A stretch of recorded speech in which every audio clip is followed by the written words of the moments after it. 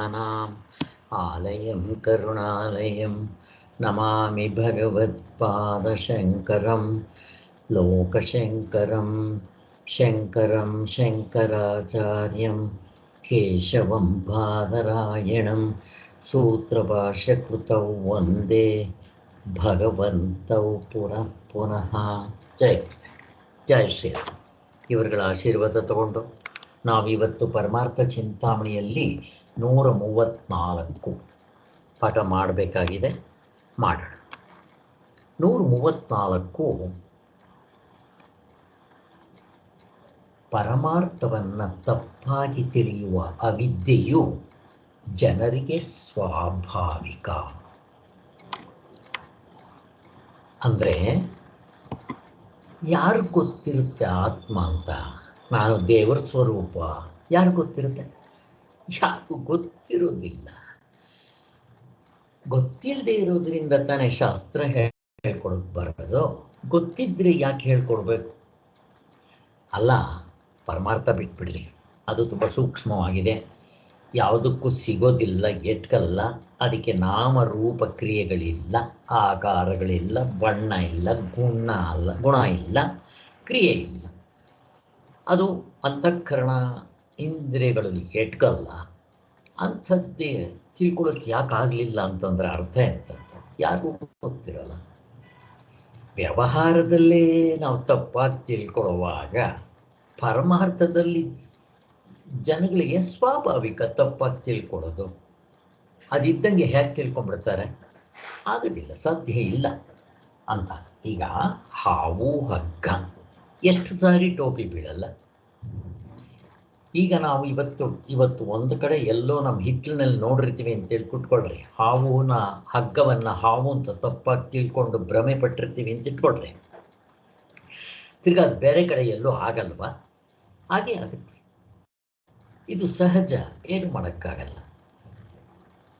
ಕತ್ಲೆ ಇದ್ದಾಗ ಹಗ್ಗ ಥರ ಏನಾದರೂ ಇದ್ದರೆ ತಪ್ಪಾಗಿ ನಾವು ಮಾಡಿಕೊಡೋ ಸಾಧ್ಯತೆ ಇದ್ದೇ ಇರುತ್ತೆ. ಆದ್ದರಿಂದ ಅಂಥದ್ದು ವ್ಯವಹಾರದಲ್ಲೇ ಇಷ್ಟೆಲ್ಲ ಇದ್ದಾಗ ಅಷ್ಟೆಲ್ಲ ಯಾತಿಗೆ? ಚಿನ್ನ, ಒರಿಜಿನಲ್ ಚಿನ್ನ ಅಂದ್ಕೊಂಡು ಒಡವೆಗಳು ತೊಗೊತೀವಿ, ಅದು ಉಮಾ ಗೋಲ್ಡ್ ಆಗಿರುತ್ತೆ. ರೇಷ್ಮೆ ಅಂತ ಅಂದ್ಕೊಂಡು ಒಳ್ಳೆ ರೇಷ್ಮೆ ಅಂತ ಅಂದ್ಕೊಂಡು ತೊಗೊತೀವಿ, ಅದು ಡೂಪ್ಲಿಕೇಟ್ ರೇಷ್ಮೆ ಆಗಿರುತ್ತೆ. ಇದು ನೋಟು ಕರೆಕ್ಟಾಗಿದೆ, ಸರಿಯಾಗಿದೆ, ಗೌರ್ಮೆಂಟ್ ನೋಟ್ ಅಂತ ತೊಗೊತೀವಿ, ಆಮೇಲೆ ಗೊತ್ತಾಗುತ್ತೆ ಅಯ್ಯೋ ಇದು ಕೋಟಾ ನೋಟ್ ಅಂತ. ಎಷ್ಟು ಸಾರಿ ಟೋಪಿ ಬೀಳಲ್ಲ. ಇದು ಪ್ರಪಂಚದಲ್ಲೇ ಇಂಥವಾಗ್ತಾ ಇರುತ್ತೆ. ಏನು ಕತ್ಲೆಯಲ್ಲೇ ಆಗಬೇಕು ಅಂತೇನಿಲ್ಲ. ಹೀಗೆ ಪ್ರಪಂಚದಲ್ಲಿ ಜನರಲ್ ಆಗೇ ನಮಗೆ ಗೊತ್ತಾಗದೆ ಮೋಸ ಬೀಳ್ತಾ ಇದ್ದಾಗ ಅದು ಮೋಸ ಆಯಿತು, ಬೇರೆಯವರು ಮಾಡಬೇಕು ಅಂತ ಮಾಡಿದ್ದು. ಇಲ್ಲಿ ದೇವರು ನಮ್ಮ ಮೋಸ ಮಾಡ್ತಾ ಇದ್ದಾನ? ಏನಿಲ್ಲ. ಅವನ ಅಶರೀರನು, ನಾಮರೂಪ ಕ್ರಿಯೆಗಳು ಇಲ್ಲ. ನಾವು ಹಾಗೆ ನೋಡೋದು ಕಲಿಬೇಕಷ್ಟೆ. ಅದರಿಂದಲೇ ವೇದಾಂತ ವೇದಾಂಗಗಳು, ಶ್ರುತಿ ಸ್ಮೃತಿ ಪುರಾಣಗಳು ಬಂದಿರೋದು ಅಂತ. ಈಗ ಪರಮಾರ್ಥವನ್ನು ಅರಿಯದಿದ್ದ ಮಾತ್ರಕ್ಕೆ ಅದನ್ನು ತಪ್ಪಾಗಿ ತಿಳಿದುಕೊಳ್ಳುವುದಕ್ಕೆ ಕಾರಣವೇನು? ಈಗ ಪರಮಾರ್ಥವನ್ನು ಇದ್ದಂಗೆ ತಿಳ್ಕೊಳ್ಳಲಿಲ್ಲ. ಈಗ ಇದ್ದಿದ್ದ ಹಗ್ಗ ತಪ್ಪಾಗಿ ಹಾವು ಅಂತ ತಿಳ್ಕೊಂಡೆ. ಯಾಕೆ ಅಂತ ಪ್ರಶ್ನೆ ಕೇಳಿದ್ರೆ ನಸುಗತ್ತಲೇ ಇತ್ತು ಅಂತ ಏನಾದರೂ ಹೇಳ್ತೀವಿ. ಇಲ್ಲಿ ಪರಮಾರ್ಥನ ಅರಿದೇ ಇದ್ದಿದ್ದಕ್ಕೆ, ಅಂದರೆ ಗಾಢನಿದ್ರೆಲ್ಲ ಆತ್ಮನಾಗಿರ್ತೀವಿ, ಅಲ್ಲಿ ಗೊತ್ತಾಗೋದಿಲ್ಲ. ಮತ್ತು ಅದನ್ನು ತಪ್ಪಾಗಿ ಯಾಕೆ ತಿಳ್ಕೊತಾರೆ ಅಂತ ಪ್ರಶ್ನೆ ಕೇಳಿದ್ರೆ, ಫಸ್ಟ್ ಆಫ್ ಆಲ್ ಗಾಢನಿದ್ರೆಯಲ್ಲಿ ನಾವು ಆತ್ಮನಾಗಿರ್ತೀವಿ ಅನ್ನೋದೇ ಗೊತ್ತಿಲ್ಲ.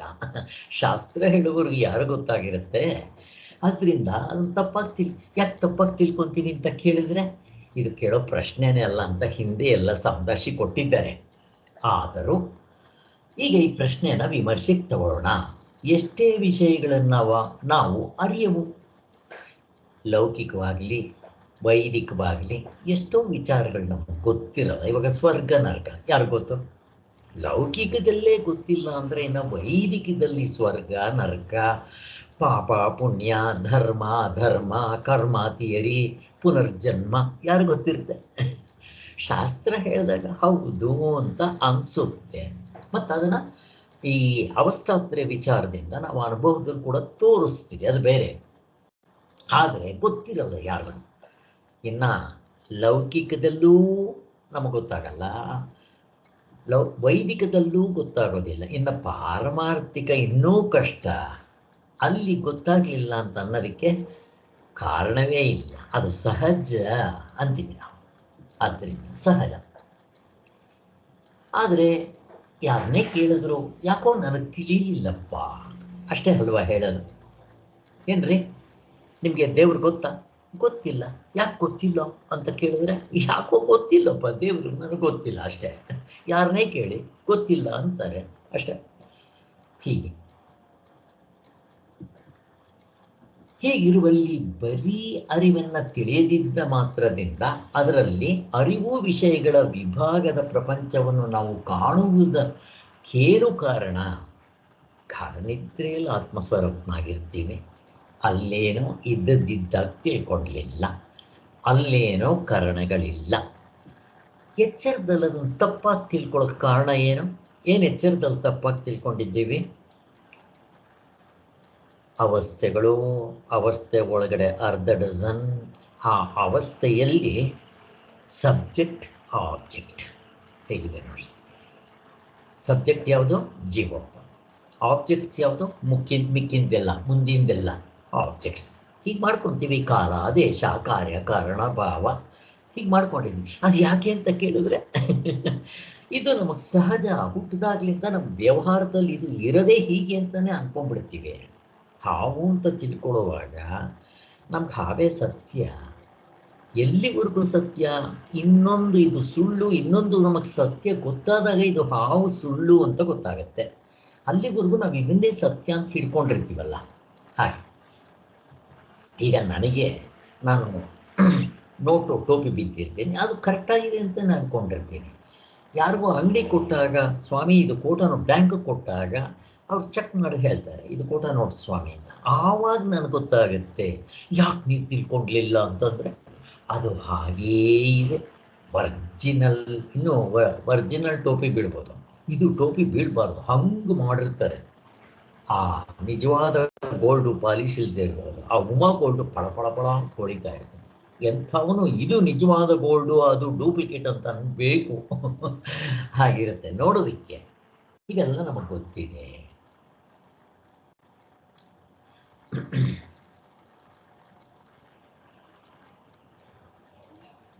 ಈ ಪ್ರಶ್ನೆಗೆ ಹಿಂದಿನ ಜುಳುಕದಲ್ಲೇ ಬೇಕಾದಷ್ಟು ಕೊಟ್ಟಿದೆ. ಅರಿಯದಿರುವುದೆಂಬುದು ಅವಿದ್ಯೆಯಂತೆಯೇ ತಪ್ಪಾಗಿ ತಿಳಿದಿರುವುದೆಂಬುದು ಜನರಿಗೆ ಸ್ವಾಭಾವಿಕವಾಗಿರುತ್ತೆ. ಇದ್ದದ್ದನ್ನಿದ್ದಾಗ ಹಗ್ಗ ಅಂತ ತಿಳಿಯಲಿಲ್ಲ, ಅದನ್ನು ತಪ್ಪಾಗಿ ತಿಳಿಯೋದು ಕೂಡ ಸಹಜವಾಗಿರುತ್ತೆ. ದೃಷ್ಟಾಂತ, ದ್ರಾಷ್ಟಾಂತಿಕದಲ್ಲಿ ಗಾಢನಿದ್ರೆಯಲ್ಲಿ ನಾವು ಆತ್ಮನಾಗಿದ್ದರೂ ಇದ್ದದ್ದನ್ನಿದ್ದಾಗ ತಿಳ್ಕೊಳ್ಳಲಿಲ್ಲ. ಆದರೆ ದೃಶ್ಯ ಪ್ರಪಂಚದಲ್ಲಿ ನಾವು ಅದನ್ನು ಅವಸ್ಥೆಗಳು, ಅವಸ್ಥೆ ಒಳಗಡೆ ಇರೋ ಅರ್ಧ ಡಜನ್ನು, ಮತ್ತು ಅದರಲ್ಲಿರೋ ಶರೀರ ಇದು ನಾನು, ಮತ್ತಿಲ್ಲಿಂದ ಹೊರಗಡೆ ನನ್ನದು, ನನ್ನ ಹೆಂಡತಿ, ಮಕ್ಕಳು, ಮನೆ, ಮಠ, ಹೀಗೆ ಮಾಡ್ಕೊತೀವಿ, ಸಹಜ ಅಂತ ಹೇಳ್ತಾ ಇದ್ದೀನಿ. ಇದಕ್ಕೆ ಯಾವ ಕಾರಣವನ್ನು ಹೇಳೋದಕ್ಕೆ ಬರೋದಿಲ್ಲಪ್ಪ. ಪರಮಾರ್ಥವನ್ನು ಅರಿಯದಿರುವುದು ಮೊದಲು, ಆಮೇಲೆ ಅದನ್ನು ತಪ್ಪಾಗಿ ತಿಳ್ಕೊಳ್ಳುವುದು ಆಮೇಲೆ ಅಂತ ಯಾರಿಗಾದರೂ ಹೇಳಕ್ಕೆ ಬರುತ್ತಾ? ಕರೆಕ್ಟು, ಅದು ಹಾಗೆ ಇರೋದು. ಆದರೆ ಇದು ಕಾರಣ, ಅದು ಕಾರ್ಯ ಅಂತ ಹೇಳಕ್ಕೆ ಬರೋಲ್ಲ ಅಂತಾರೆ. ಈ ಗಾಢನಿದ್ರೆಯಲ್ಲಿ ಇದ್ದದ್ದನ್ನು ಸರಿಯಾಗಿ ತಿಳ್ಕೊಳ್ಳಲಿಲ್ಲ, ನಾವು ವ್ಯವಹಾರ ದೃಷ್ಟಿಯಿಂದ ಅದನ್ನು ಹಂಗೆ ಹೇಳ್ತೀವಿ. ಆದರೆ ಇದು ಕಾರ್ಯ ಕಾರಣ ಅಂತೇನಿಲ್ಲ. ಗಾಢನಿದ್ರೆಯಲ್ಲಿ ಇದ್ದದ್ದನ್ನು ತಿಳ್ಕೊಳ್ಳಲಿಲ್ಲ, ಅದು ಕಾರಣ ಅಂತಲೂ. ಎಚ್ಚರ ಕನಸುಗಳಲ್ಲಿ ತಪ್ಪಾಗಿ ತಿಳ್ಕೊಂಡಿವಿ ಅಂತ ಅದನ್ನು ಕಾರ್ಯ ಅಂತಲೂ ನಾವು ಹೇಳ್ತೀವಿ. ಆದರೆ ಆತ್ಮನು ಕಾರ್ಯವೂ ಅಲ್ಲ, ಕಾರಣವೂ ಅಲ್ಲ, ಅವನು ಎರಡನ್ನೂ ಮೀರಿರ್ತಾನೆ. ಇದು ನಮ್ಗೆ ಚೆನ್ನಾಗಿ ಗೊತ್ತಿದೆ. ಆದ್ದರಿಂದ ಅರಿಯದೇ ಇರುವುದನ್ನು ಕಾರಣವೆಂದು, ತಪ್ಪಾಗಿ ತಿಳಿಯುವುದನ್ನು ಕಾರ್ಯವೆಂದು ಕರೆದಿರ್ತೇವೆ ಅಂತ ಕರೆದಿರ್ತೀವಿ. ಬಟ್ ಅದು ನಿಜವಾಗ್ಲೂ ಆತ್ಮನಿಗೆ ಇವೆರಡೂ ಒಂದು ಅದಿಲ್ಲ. ಇವೆಲ್ಲ ಹಾಗೆ. ಅದಕ್ಕೆ ಸ್ವಾಮಿಗಳು ಇನ್ನೊಂದು ಎಕ್ಸಾಂಪಲ್ ಕೊಡ್ತಾರೆ. ಕಾರ್ಯ ಕಾರಣ ಅನ್ನೋದಕ್ಕೆ. ಈಗ ಫಾರ್ ಎಕ್ಸಾಂಪಲ್ಲು ಹಾಲಿದೆಯಪ್ಪ, ಅದು ದ್ರವ್ಯ, ಅದನ್ನು ನಾನೊಂದು ಪಾತ್ರೆಯಲ್ಲಿ ಹಾಕ್ತೀನಿ. ಅದಕ್ಕೋಸ್ಕರ ಏನಾಯ್ತು ಇವಾಗ, ಆ ಹಾಲು ಏನು ಮಾಡುತ್ತೆ, ನೀವು ಗುಂಡಾಗಿರೋ ಪಾತ್ರೆಗೆ ಹಾಕಿದ್ರೆ ಅದು ಗುಂಡಾಗಿ ಕಾಣುತ್ತೆ, ಸ್ಕ್ವೇರ್ ಆಗಿರೋ ಪಾತ್ರೆಗೆ ಹಾಕಿದ್ರೆ ಸ್ಕ್ವೇರಾಗಿ ಕಾಣುತ್ತೆ. ಅದು ಬಾದಾಮಿ ಥರ ಪಾತ್ರೆ, ಆ ಪಾತ್ರೆ ಯಾವ ಶೇಪ್ ಇರುತ್ತೋ ಹಾಲು ಅಥವಾ ದ್ರವ್ಯ ಆ ಶೇಪ್ ತಗೊಳ್ಳುತ್ತೆ. ಅದಕ್ಕೋಸ್ಕರ ಹಾಲು ಕಾರಣ. ಈಗ ಪಾತ್ರೆಗೆ ಹಾಕಿದ ತಕ್ಷಣ ಆ ಪಾತ್ರೆ ಶೇಪ್ ತಗೊಂತಲ್ಲ, ಅದು ಕಾರ್ಯ. ಹೇಳಿ ಸ್ವಾಮಿ, ಹೇಳಕ್ಕೆ ಬರೋದಿಲ್ಲ. ಹಾಗೆ ಇಲ್ಲೂ ಕೂಡ ಗಾಢನಿದ್ರೆಯಲ್ಲಿ ತಪ್ಪಾಗಿ ತಿಳ್ಕೊಂಡಿರೋದು ಕಾರಣ, ಇದ್ದಂತಿದ್ದಾಗ ತಿಳ್ಕೊಳ್ಳದೆ ಇರೋದು ಕಾರಣ. ಅದಕ್ಕೆ ಎಚ್ಚರದಲ್ಲಿ ಅದನ್ನು ತಿಳ್ಕೊಂಡೆ ಅಂತ ಹೇಳೋದು ಅದು ಹೊಂದೋದಿಲ್ಲ ಅಂತ. ಆದರೆ ಅಧ್ಯಾರೋಪ ದೃಷ್ಟಿಯಿಂದ ನಾವು ಹೇಳ್ಬಿಡ್ತೀವಿ ಕಾರ್ಯ ಕಾರಣ ಭಾವ ಅಂತ. ಕಾರಣ ಅವಿದ್ಯೆ, ಕಾರ್ಯ ಅವಿದ್ಯೆ ಅಂತ, ಇವೆಲ್ಲ ಎಚ್ಚರದ ದೃಷ್ಟಿಯಿಂದ ನಮ್ಗದು ಅರ್ಥ ಆಗೋದಕ್ಕೋಸ್ಕರ ಹೇಳಿದ್ದು. ಆದರೆ ಪರಮಾತ್ಮನು ಕಾರಣವೂ ಅಲ್ಲ, ಕಾರ್ಯವೂ ಅಲ್ಲ. ಇಷ್ಟು ತಿಳ್ಕೊಂಡ್ರೆ ಸಾಕು.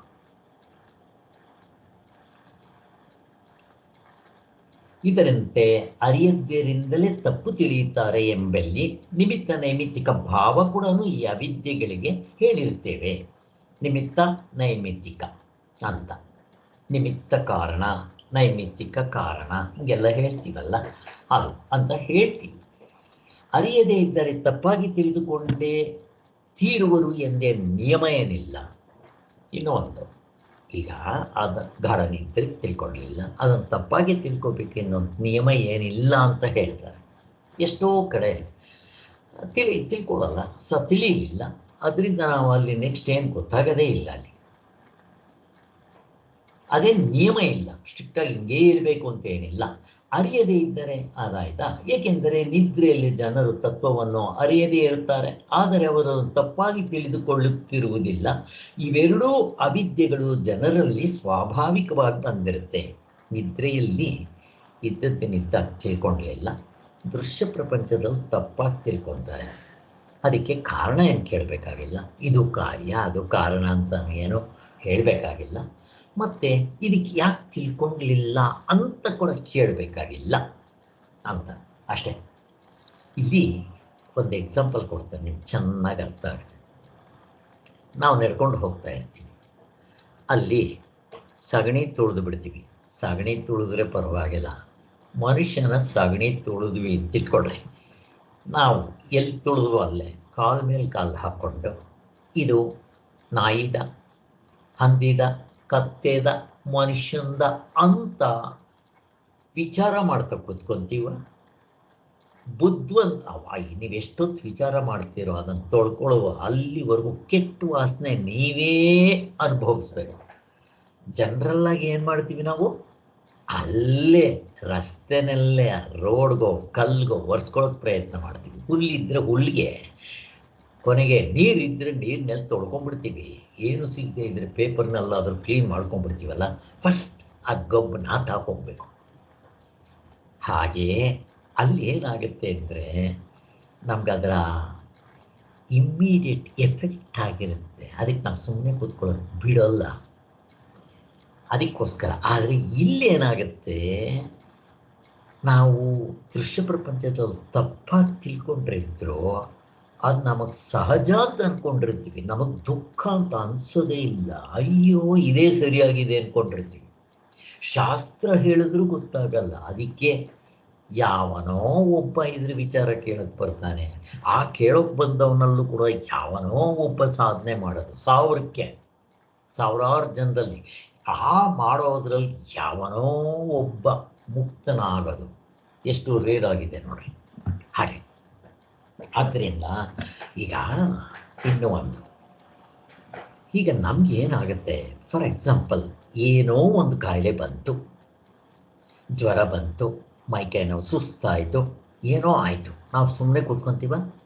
ಇಲ್ಲ. ಯಾಕೆಳ್ರಿ, ತೊಂದರೆ ಆಗ್ತಾಯಿದೆ. ಇಮ್ಮಿಡಿಯೇಟಾಗಿ ಡಾಕ್ಟ್ರ್ ಹತ್ರ ಹೋಗಿ ಅದು ಬ್ಲಡ್ ಟೆಸ್ಟೋ ಗಿಟ್ ಟೆಸ್ಟೋ ಮಾಡಿಸಿ ಯಾಕೆ ಆಗಿದೆ ಅಂಥೇಳಿ ನಾವು ಮಾತ್ರೆ ತೊಗೊಂಡು ವಾಸಿ ಮಾಡ್ಕೊತೀವಿ.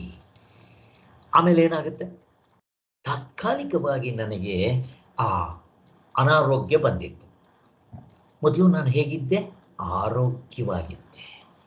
ಈಗ ಮಧ್ಯದಲ್ಲಿ ತಾತ್ಕಾಲಿಕವಾಗಿ ಅನಾರೋಗ್ಯ ಬಂದಿದ್ದ ತಕ್ಷಣ ನನಗೆ ಗೊತ್ತಾಗೋಯ್ತು, I am not normal. Treatment ತಗೊಂಡು ರೆಕ್ಟಿಫೈ ಮಾಡ್ಕೊಂಡ್ಬಿಡ್ತೀವಿ, ಬಿಡಲ್ಲ.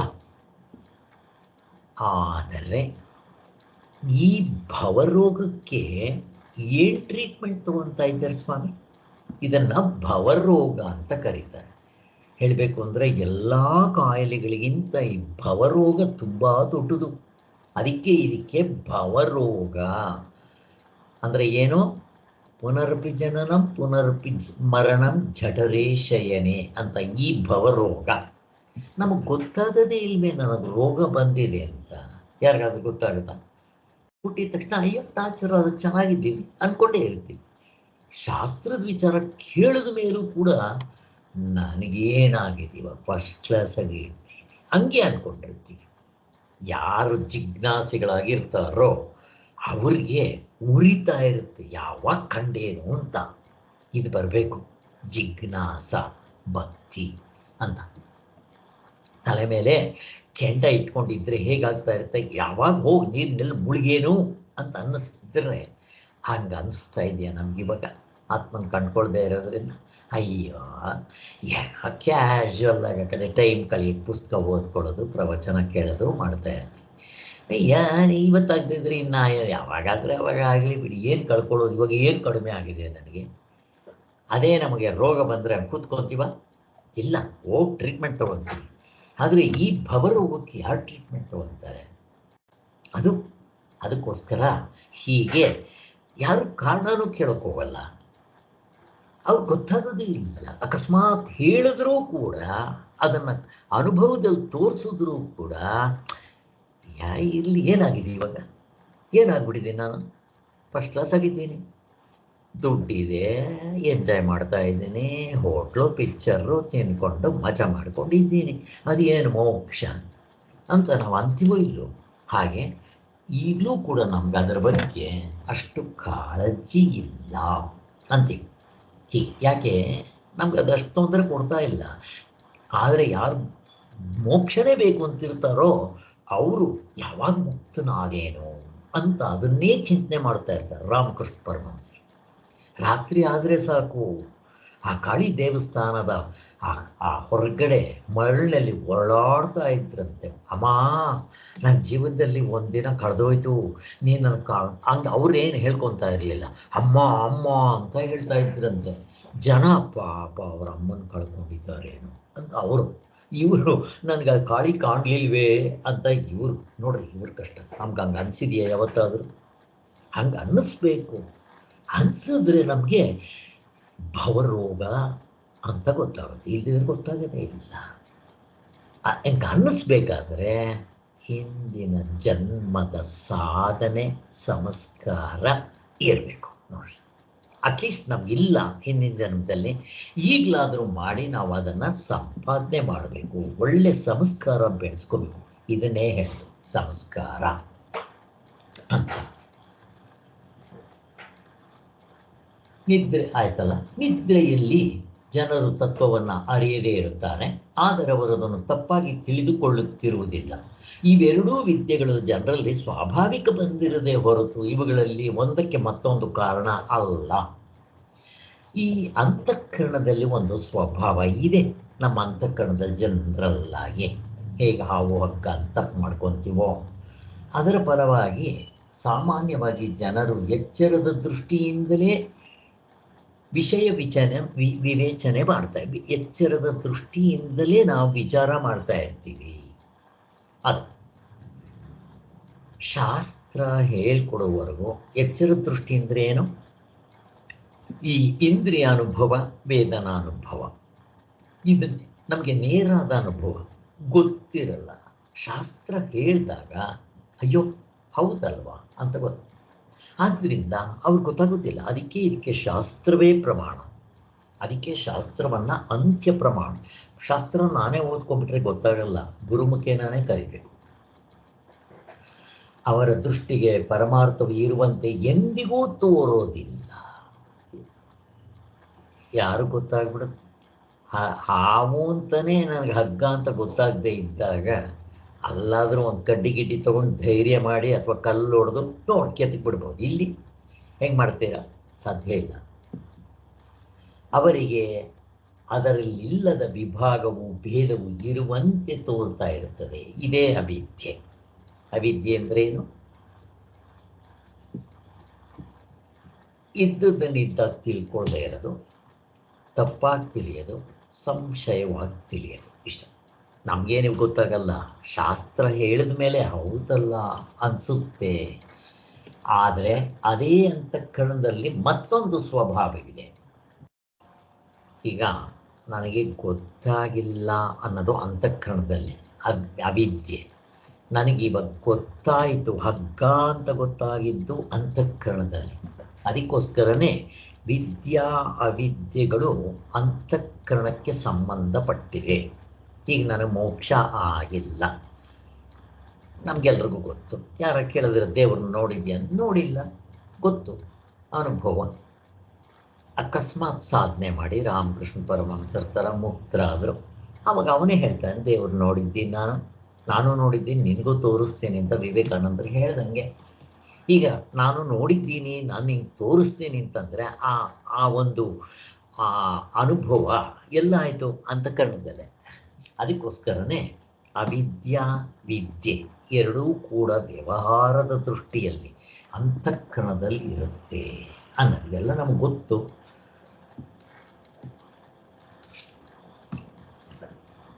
ಅದೇನೆಂದರೆ ಮೂರು ಅವಸ್ಥೆಗಳ ಅನುಭವವನ್ನು ಅನುಸರಿಸುವ ಪೂರ್ಣ ಅನುಭವದ ದೃಷ್ಟಿಯಿಂದ ನೋಡಿದರೆ ಪರಮಾರ್ಥವು ತಾನು ಇದ್ದಂತೆ ಸಚ್ಚಿದ್ರೂಪವಾಗಿ ಅದಕ್ಕೆ ತಿಳಿದು ಬರುತ್ತೆ. ಇದನ್ನೇ ಹೇಳಿದೆ.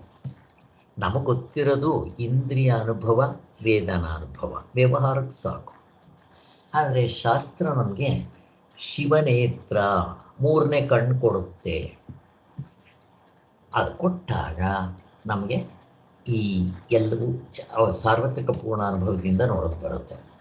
ಅರ್ಜುನನಿಗೆ ವಿಶ್ವರೂಪ ದರ್ಶನ ತೋರಿಸ್ದಾಗೆ, ಅರ್ಜುನ ತೋರಿಸಿದ ವಿಶ್ವರೂಪ ದರ್ಶನಕ್ಕಿಂತ ನಾವು ಅವಸ್ಥಾತ್ರಯದಲ್ಲಿ ನೋಡೋದು ಇನ್ನೂ ಹೆಚ್ಚಿನ ವಿಶ್ವರೂಪ ದರ್ಶನ. ಹಾಗೆ ಅವಿದ್ಯೆಯು ಬಾಧಿತವಾಗಿ ಬಿಡುತ್ತೆ. ಇದು ನೋಡ್ರಿ, ಬಾಧಿತವಾಗುತ್ತೆ ಅಂತ ಹೇಳ್ತಾರೆ. ಲಯ ಆಗೋಲ್ಲ, ಬಾಧಿತ. ನನಗೆ ಹಾವು ಅಂತ ತಪ್ಪಾಗಿ ತಿಳ್ಕೊಂಡಿರ್ತೀನಿ, ಹಗ್ಗ ಅಂತ ಗೊತ್ತಾಗಿದ್ದ ತಕ್ಷಣ ಹಾವೇನಾಗುತ್ತೆ? ಬಾಧಿತವಾಗುತ್ತೆ. ನಾಶನೂ ಆಗಲ್ಲ, ಅದೇ ನಾಶ ಆಗುತ್ತೆ. ನಾನು ಕೋಲ್ ತೊಗೊಂಡು ಸಾಯಿಸ್ಬೇಕಾ? ಅಥವಾ ಲಯ, ಸ್ವಲ್ಪ ಹೊತ್ತು ಮರೆ ಹಾಗೆ ತಿರ್ಗಾ ಮತ್ತೆ ಬರುತ್ತೇನೋ? ಇಲ್ಲ, ನಿದ್ದೆಯಲ್ಲಿ ಲಯ ಮನಸ್ಸು. ಆದ್ದರಿಂದ ಇಲ್ಲಿ ಈ ಗಾಢನಿದ್ರೆಯಲ್ಲಿ ನಾವು ಆತ್ಮನಾಗಿದ್ದರೂ ಅಲ್ಲಿ ನಮಗೆ ಬಾಧಿತ ಆಗೋದಿಲ್ಲ, ದೇವರು ಕೊಟ್ಟಿರೋ ಸಹಜ ಸ್ಥಿತಿ. ಆದರೆ ರಾಮಕೃಷ್ಣ ಪರಮಹಂಸರು, ರಮಣ ಮಹರ್ಷಿಗಳು ಎಚ್ಚರದಲ್ಲಿ ಸಾಧನೆ ಮಾಡಿ ಎಚ್ಚರದಲ್ಲಿ ಅದನ್ನು ಅಂತಃಕರಣದಲ್ಲಿ ಅದರ ಆತ್ಮಪ್ರತ್ಯಯವನ್ನು ನಿಂತಾಗ ಅವ್ರಿಗೆ ಗೊತ್ತಾಗುತ್ತೆ. ಆವಾಗ ಇದೇನಂತೀವಿ ನಾವು? ಬಾಧಿತ. ಅದಕ್ಕೋಸ್ಕರನೇ ಅವ್ರಿಗೆ ಆತ್ಮಪ್ರತ್ಯಯ ಅವ್ರಿಗೆ ಮಾತ್ರ ಮೂಡಿರುತ್ತೆ, ನಮಗೆ ಮೂಡಿರೋಲ್ಲ. ಅದಕ್ಕೋಸ್ಕರನೇ ಆವಾಗ ಅದನ್ನು ಬಾಧಿತ ಅಂದರೆ ಏನಿಲ್ಲಿ ದ್ರಾಷ್ಟಾಂತಿಕದಲ್ಲಿ ಈ ಶರೀರವನ್ನು ನಾನು ಅಂದ್ಕೊಂಡಿದ್ದೆ, ಈ ಹೆಂಡತಿ, ಮಕ್ಕಳು, ಮನೆ, ಮಠ, ಆಧ್ಯಾತ್ಮಿಕ, ಆದಿಭೌತಿಕ, ಆದಿದೈವಿಕ ಮತ್ತು ಈ ಅವಸ್ಥೆ ಒಳಗಡೆ ಇರೋ ಅರ್ಧ ಡಜನ್ ಸತ್ಯ ಅಂದ್ಕೊಂಡಿದ್ದೆ. ಇಲ್ಲ, ಮತ್ತೇನದು? ಹುಸಿ ತೋರಿಕೆ, ತೋರಿಹಾರದ ಕನಸಿನಲ್ಲೂ ಇದ್ದಂತೆ ಕಾಣುತ್ತೆ, ನೋಡಿದ್ರೆ ಆಮೇಲೆ ಎಚ್ಚರಿಕೆ ಬಂದರೆ ಇರೋಲ್ಲ. ಅಲ್ಲಿ ಏನಾಯಿತು? ಬಾಧಿತ. ಈ ತಿಳುವಳಿಕೆಯೇ ವಿದ್ಯೆ. ಇದು ನಿಜವಾದ ವಿದ್ಯೆ. ಇದು ಅಂತಃಕರಣದ ಧರ್ಮವೇ. ಅವಿದ್ಯೆಯ ದೃಷ್ಟಿಯಿಂದ ನೋಡುವಾಗಲೇ ನಾವು ಈ ಇಂದ್ರಿಯ ಅನುಭವ, ವೇದನಾ ಅನುಭವದಿಂದ ನೋಡಿದ್ರೆ ದೇಶ, ಕಾಲ, ಕಾರ್ಯಕಾರಣ ಭಾವ, ಅವಸ್ಥೆ ಒಳಗಡೆ ಅರ್ಧ ಡಜನ್ ಇಷ್ಟು ನಮಗೆ ತೋರ್ತಾ ಇರುತ್ತೆ. ಇದನ್ನೇ ಸತ್ಯ ಅನ್ಕೊತಾ ಇರ್ತೀವಿ. ಇದು ಹೀಗೆ ಆದರೆ ವಿದ್ಯೆ ಬಂದಾಗ ಅದು ದೇಶ ಕಾಲ ಕಾರ್ಯಕಾರಣ ಭಾವ ಅರ್ಧ ಡಜನ್ ಮೀರಿರುತ್ತೆ ಅಜ್ಞಾನ ಅಷ್ಟೇ. ಆದ್ದರಿಂದ ಇವೆರಡಕ್ಕೂ ಇಷ್ಟು ವ್ಯತ್ಯಾಸ ಇರುತ್ತೆ. ಆದ್ದರಿಂದ ಈ ಕಾರ್ಯ ಕಾರಣ ಭಾವ ಅಂತ ಏನು ಹೇಳ್ತೀವೋ ಅದು ಕೂಡ ಅವಿದ್ಯೆಯ ಕಾರ್ಯ ಅಂದ್ಬಿಡ್ತೀವಿ ಅಷ್ಟೆ. ಈಗ ಗಾಢನಿದ್ರೆಯಲ್ಲಿ ಕಾರಣ ಅವಿದ್ಯೆ ಇದೆ. ಗಾಢನಿದ್ರೆಯಲ್ಲಿ ಆತ್ಮನಲ್ಲ. ಗಾಢನಿದ್ರೆಯಲ್ಲಿ ನಾನಿದ್ದಾಗ ಸರಿಯಾಗಿ ತಿಳ್ಕೊಂಡ್ಲಿಲ್ಲ, ತಪ್ಪಾಗಿ ಎಚ್ಚರ ಕಾಣಿಸ್ದಾಗ ತಿಳ್ಕೊಂಡೆ. ಅಲ್ಲಿ ಕಾರಣ ಅಂತಂದು ಇದನ್ನು ಕಾರ್ಯ ಅಂತ ಅಂದಾಗ ಆತ್ಮನು ಅದನ್ನು ಬೆಳಗ್ತಾ ಇದ್ದಾನೆ, ಗಾಢನಿದ್ರೆಯಲ್ಲಿ ಇದನ್ನು ಬೆಳಗ್ತಾ ಇದ್ದಾನೆ, ದೃಶ್ಯ ಪ್ರಪಂಚದಲ್ಲಿರೋ ಆ ತಪ್ಪು ಕಲ್ಪನೆಯನ್ನು ಬೆಳಗ್ತಾ ಇದ್ದಾನೆ. ಆದ್ದರಿಂದ ಆತ್ಮನು ಸಾಕ್ಷಿಯಾಗಿರೋದ್ರಿಂದ ಅವನಿಗೆ ಕಾರಣಾವಿದ್ಯೆಯೂ ಇಲ್ಲ, ಕಾರ್ಯಾವಿದ್ಯೆಯೂ ಇಲ್ಲ ಅಷ್ಟೇ. ಇಷ್ಟೇ ಬೇಕಾದ್ರೆ. ಆದ್ದರಿಂದ ಈ ಅವಿದ್ಯೆಗೆ ಕಾರಣ ಏನು ಅನ್ನೋ ಪ್ರಶ್ನೆ ಹಾಕುವಾಗ ಅವಿದ್ಯೆಯನ್ನು ನಮಗಿಂತ ಬೇರೆಯ ವಿಷಯವಾಗಿ ಮಾಡಿಕೊಳ್ಳಬೇಕಾಗುವುದಷ್ಟೇ. ಹೀಗೆ ಮಾಡಿಕೊಳ್ಳುವುದೇ ಸಾಧ್ಯವಿಲ್ಲ. ಹೇಗೆ ಮಾಡ್ಕೊತೀರಿ?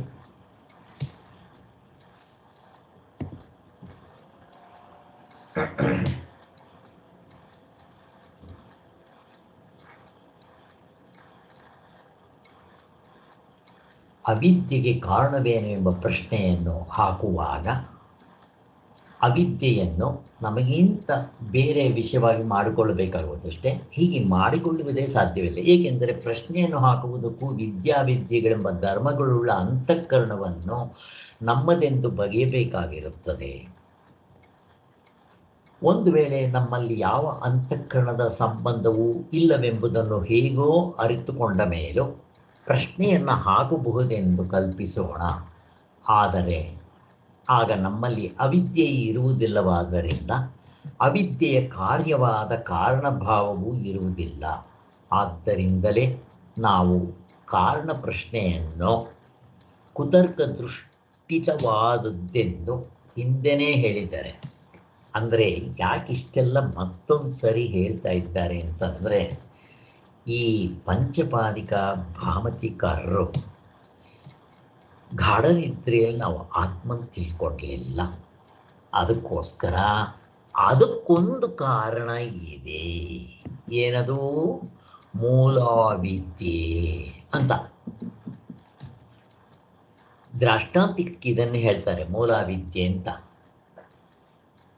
ಮತ್ತು ಆ ಮೂಲಾವಿದ್ಯೆ ತಮಸ್ಸಾಗಿದೆ, ಭಾವರೂಪವಾಗಿದೆ, ಎಲ್ಲ ಹೇಳ್ತಾರೆ. ಎಲ್ಲ ನಾವು ನೋಡಿದ್ದಾಯಿತು. ಇದನ್ನು ತಪ್ಪಿಸ್ಕೊಳ್ಳೋದಕ್ಕೆ ಅದು ಹಾಗಲ್ಲ, ಮೂಲಾವಿದ್ಯೆ ಅನ್ನೋದು ಎಲ್ಲೂ ಇಲ್ಲ ಅಂತ ಹೇಳೋದಕ್ಕೆ ಮತ್ತೆ ಇಲ್ಲೆಲ್ಲ ವಿಚಾರ ಎತ್ತಿ ನಮಗೆ ತಿಳಿಸ್ಕೊಡ್ತಾ ಇದ್ದಾರೆ. ಇಷ್ಟೇ, ಇಲ್ಲಿಗೆ ಅದು ಮುಗಿಯುತ್ತೆ. ನೆಕ್ಸ್ಟ್ ಹೋಗೋಣ. ಇದು ತುಂಬ ಇಂಪಾರ್ಟೆಂಟು. ಸಾಧನಾ ದೃಷ್ಟಿಯಿಂದ ನೀವು ಇದನ್ನೊಂದು 50 ಸಲ ಓದಬೇಕು. ಓದೋದು ಮಾತ್ರ ಅಲ್ಲ, ನೀವಿದನ್ನು ಪ್ರತಿದಿನ ಸಾಧನೆ ರೂಪದಲ್ಲಿ ಮಾಡಬೇಕು. ಬೆಳಗ್ಗೆ ನಾನು ಎದ್ದಿದ ತಕ್ಷಣ ಅಥವಾ ಮಲಗಿಕೊಳ್ಳುವಾಗ ನಾನು ಇದನ್ನೇ ಸಾಧನೆ ಮಾಡೋದು. ಇದು ವಸ್ತುತಂತ್ರವಾದ ಸಾಧನೆ. ಇದರಲ್ಲಿ ಮನನ ಅಥವಾ ಕೆಲವು ಸಲ ಧ್ಯಾನವೂ ಕೂಡ. ಮನನವೇ ನಿಜವಾಗ್ಲೂ ಇದು. ನೋಡ್ರಿ, ಚೆನ್ನಾಗಿ ನೆನ್ಪಿಟ್ಟು ಕೇಳ್ರಿ. ಇಲ್ಲಿ ಮೇಲಿಂದು ಹೇಳುವಾಗ ಒಂದು ಫುಟ್ ನೋಟ್ ಕೊಟ್ಟಿದ್ರು. ಆ ಫುಟ್ ನೋಟ್ ಎಕ್ಸ್ಪ್ಲೈನ್ ಮಾಡಬೇಕಾಗಿತ್ತು. ಈಗ ಮಾಡಿಬಿಡ್ತೀನಿ. ಇದೇ ಅವಿದ್ಯೆ ಅಂತ ಹೇಳಿದ್ರು. ಅವಿದ್ಯೆ ಯಾವುದು? ಗಾಢನಿದ್ರೆಯಲ್ಲಿ ತಪ್ಪಾಗಿ ತಿಳ್ಕೊಳ್ದೆ ಇದ್ದಿದ್ದು. ಹಗ್ಗದನ ಹಾವು ಅಂತ ಅಂದ್ಕೊಂಡಿದ್ದು, ಹಗ್ಗವನ್ನು ಇದ್ದದ್ದು ತಿಳ್ಕೊಳ್ದೆ ಇದ್ದಿದ್ದು ಇದು. ಈಗ ಈ ಹೊರಗಿನ ವಿಷಯಗಳನ್ನು ಕುರಿತು ಅವಿದ್ಯೆಗೂ ನಮ್ಮ ಆತ್ಮನ ಸ್ವರೂಪವೇ ಆಗಿರುವುದನ್ನು ತಪ್ಪಾಗಿ ತಿಳ್ಕೊಳ್ಳೋ ಅವಿದ್ಯೆಗೂ ಒಂದು ಸೂಕ್ಷ್ಮವಾದ ಡಿಫ್ರೆನ್ಸ್ ಇರುತ್ತೆ, ವೈಲಕ್ಷಣ ಇರುತ್ತೆ. ಅದು ಇಂಪಾರ್ಟೆಂಟ್. ಏನದು? ಈ ಹೊರಗಡೆ ಇರೋ ವಿಷಯಗಳನ್ನು ಕುರಿತು ಅವಿದ್ಯೆಗೆ ಯಾವುದು ಹೊರಗಡೆ ಇರೋದು? ಹಾವು, ಹಗ್ಗ, ನೀರಿನ ಇದು, ಮತ್ತು ಕಪ್ಪೆ ಚಿಪ್ಪು ಬೆಳ್ಳಿ ಇವೆಲ್ಲ ಬೇಕಾದಷ್ಟು ಎಕ್ಸಾಂಪಲ್ಸ್ ಇದೆ, ಬೇಕಾದಷ್ಟಿದೆ. ಅವೆಲ್ಲ ಆವಾಗಲೇ ಕೂಡ ಹೇಳಿದ್ವಲ್ಲ. ಇವು ನಾವು ತಪ್ಪಾಗಿ ತಿಳ್ಕೊತೀವಿ. ಆದರೆ ಏನವೆರಡು ಆಮೇಲೆ ಬರೀ ಅರಿವನ್ನು ತಪ್ಪಾಗಿ ತಿಳ್ಕೊಳ್ಳೋದಕ್ಕೂ ಕಾರಣ ಅದಕ್ಕೆ ಎರಡಕ್ಕೂ ಒಂದು ವ್ಯತ್ಯಾಸ ಇದೆ. ಅದೇನು ಅಂತ ಹೇಳ್ತಾ ಇದ್ದಾರೆ. ಈ ವ್ಯವಹಾರದಲ್ಲಿ ತ್ರಿಪುಟಿ ಅಥವಾ ವಿಶೇಷವಾದ ಅನುಭವ ಅಥವಾ ಪ್ರಮಾಣಗಳಿಂದ ವಿಷಯಗಳನ್ನು ಅರಿತ ಮೇಲೆ ನಾಶವಾಗುವ ಅವಿದ್ಯೆಯು ಈವರೆಗೆ ನನಗೆ ಹೀಗೆಂದು ತಿಳಿದಿರಲಿಲ್ಲ, ಈಗ ಅರ್ಥಕೊಂಡೆ ಅಂತ ಇಂಪಾರ್ಟೆಂಟ್. ಕಾಲದಲ್ಲಿಯೇ ಇರುವ ಅವಿದ್ಯೆ ಎಂಬ ಭಾವನೆ ನಮ್ಮೆಲ್ಲರಿಗೂ ಇರುತ್ತೆ. ಈಗ ಹಾವು ಅಂತ ಹಗ್ಗ, ಹಾವು ಅಂತ ತಿಳ್ಕೊಂಡಿರ್ತೀನಿ ತಪ್ಪಾಗಿ, ಆ ಕಡೆಯಿಂದ ಬಂದು ಹಗ್ಗ ಅಂತ ಹೇಳ್ತಾರೆ. ಹೇಳಿದ ತಕ್ಷಣ ನನಗೆ ಮೊದಲು ಗೊತ್ತಾಗಿರಲಿಲ್ಲ, ನಾನು ಅದನ್ನು ಹಾವು ಅಂತಲೇ ತಿಳ್ಕೊಂಡಿದ್ದೆ. ಯಾರೋ ತೋರಿಸಿದ ಮೇಲೆ ಹಗ್ಗ ಅಂತ ಗೊತ್ತಾಯಿತು. ಈಗ ಅಲ್ಲಿ ಹಗ್ಗ ಅಂತ ತಿಳ್ಕೊಂಡಿದ್ದು ಯಾವ ಕಾಲದಲ್ಲೋ, ಹಾವು ಅಂತ ಮೊದಲು ತಪ್ಪಾಗಿ ತಿಳ್ಕೊಂಡಿದ್ದು ಅದೇ ಕಾಲ ಪ್ರವಾಹ. ಅದು ಇಂಪಾರ್ಟೆಂಟ್, ಅದನ್ನು ಅಂಡರ್ಲೈನ್ ಮಾಡಿಕೊಂಡ್ರಿ. ಎಲ್ಲಿ ವಿಷಯಗಳಲ್ಲಿ ದೃಶ್ಯ ಪ್ರಪಂಚದಲ್ಲಿ ಇದಾಗುತ್ತೆ, ಎಚ್ಚರದಲ್ಲಿ ಅದೇ ಕಾಲ ಪ್ರವಾಹ ಇರುತ್ತೆ ಇದು. ಆದರೆ ಆತ್ಮನು ನಾನು ಅಂತ ತಿಳ್ಕೊಂಡಾಗ ಆತ್ಮ ಯಾವ ಕಾಲದಲ್ಲಿರ್ತಾನೆ? ಕಾಲ, ದೇಶ, ಕಾರ್ಯಕಾರಣ ಭಾವ, ಸಬ್ಜೆಕ್ಟ್, ಆಬ್ಜೆಕ್ಟ್, ಅರ್ಧ ಡಜನ್ ಅವಸ್ಥೆಗಳಿವನ್ನೆಲ್ಲ ಮೀರಿರ್ತಾನೆ. ಇದು ವ್ಯತ್ಯಾಸ.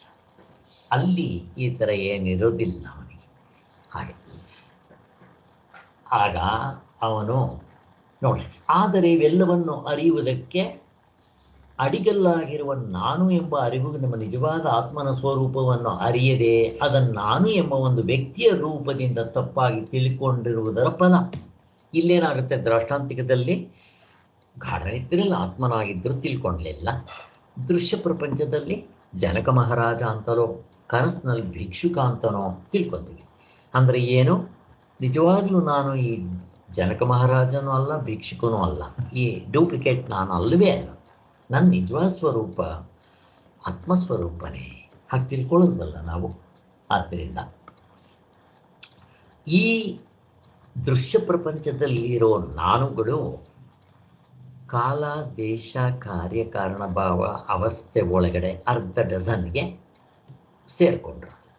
ಈಗ ಆತ್ಮಸ್ವರೂಪ ನನ್ನ ನಿಜವಾದ ಸ್ವರೂಪ ಅಂತ ತಿಳ್ಕೊಂಡಾಗ ಅದು ಇವುಗಳನ್ನೆಲ್ಲ ಮೀರಿರುತ್ತೆ. ಇದು ತುಂಬ ಇಂಪಾರ್ಟೆಂಟ್ ವ್ಯತ್ಯಾಸ ಅಂತ ತೋರಿಸ್ತಾ ಇದ್ದಾರೆ. ಒಂದು ಸೂಕ್ಷ್ಮವಾದ ವೈಲಕ್ಷಣ್ಯ ಇರುತ್ತೆ ಅಂತ ಹೇಳಿದ್ರಲ್ಲ, ಅದೇ ಇದು. ನಾನು ಅಂತ ಒಂದು ವ್ಯಕ್ತಿ ರೂಪದಿಂದ ತಪ್ಪಾಗಿ ತಿಳ್ಕೊಂಡಿರುವ ಫಲ. ಈ ಆತ್ಮ ವಿಷಯವಾದ ಅವಿದ್ಯೆಯು ನಮ್ಮ ವ್ಯವಹಾರದಲ್ಲೆಲ್ಲ ಇದ್ದೇ ಇರುತ್ತದೆ. ಯಾವಾಗ ನಾನು ಇದ್ದದ್ದನ್ನು ಇದ್ದಾಗ ತಿಳ್ಕೊಂಡಿಲ್ವೋ, ವ್ಯವಹಾರದಲ್ಲಿ ಇದರ ಎಫೆಕ್ಟ್, ಫಲ, ರಿಸಲ್ಟ್ ಇದ್ದೇ ಇರುತ್ತೆ. ಏನಾದರೂ ಎಫೆಕ್ಟು, ರಿಸಲ್ಟು? ಕರ್ತೃತ್ವ, ಭೋಕ್ತೃತ್ವ. ಈ ಶರೀರವನ್ನು ನಾನು ಅಂತ ಅಂದ್ಕೊಳ್ಳೋದು, ಇದಕ್ಕಿಂತ ಹೊರಗಡೆ ಇರೋದು ನಂದು ಅಂತ ಮಾಡ್ಕೊಳ್ಳೋದು ಇದ್ದೇ ಇರುತ್ತೆ. ಅದಿತ್ತು ಅಂತಂದರೆ ಬಂತು ಸಂಸಾರ, ರೋಗ, ಅಟ್ಯಾಚ್ಮೆಂಟ್, ತಾಧ್ಯಾತ್ಮ.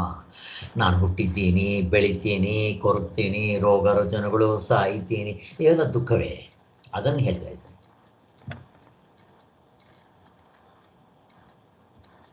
ಆದ್ದರಿಂದ ಈ ಆತ್ಮ ವಿಷಯದ ಅವಿದ್ಯೆಯು ನಮ್ಮ ವ್ಯವಹಾರದಲ್ಲೆಲ್ಲ ಇದ್ದೇ ಇರುತ್ತೆ. ಇದಕ್ಕೆ ಆದಿಯಾಗಲಿ ಅಂತವಾಗಲಿ ಇರುವಂತೆಯೇ ತೋರುವುದಿಲ್ಲ. ಇದು ಯಾವಾಗ ಶುರುವಾಯಿತು ಸ್ವಾಮಿ ಅಂತ, ಯಾವಾಗ ಎಂಡ್ ಆಗುತ್ತೆ? ಹಾಗೆ ಇದಕ್ಕಿಲ್ವೇ, ಇದಕ್ಕೆ ಇದೇ ಇಲ್ಲ.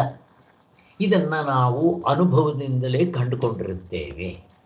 ಇಲ್ಲಿ ಇವುಗಳನ್ನ ಇಂದ್ರಿಯ ಅನುಭವ, ವೇದನ ಅನುಭವದಿಂದ ನೋಡಿಕೊಂಡ್ರೆ ಬರೋಲ್ಲ, ನೇರಾದ ಅನುಭವ. ಅದಕ್ಕೆ ಇದನ್ನು ಅನುಭವದಿಂದ ಕಂಡುಕೊಳ್ತೀವಿ. ನಮ್ಗೆ ಇವಾಗ ಡಿಫ್ರೆನ್ಸ್ ಎರಡು ಗೊತ್ತಾಗ್ತಾ ಇದೆ. ಯಾರಿಗೆ ನೇರಾದ ಅನುಭವದಿಂದ ನೋಡ್ಕೊಳ್ಳೋಕೆ ಬರಲ್ವೋ, ಇದು ಹೇಳಿದ್ರೆ ಅರ್ಥನೇ ಆಗೋದಿಲ್ಲ.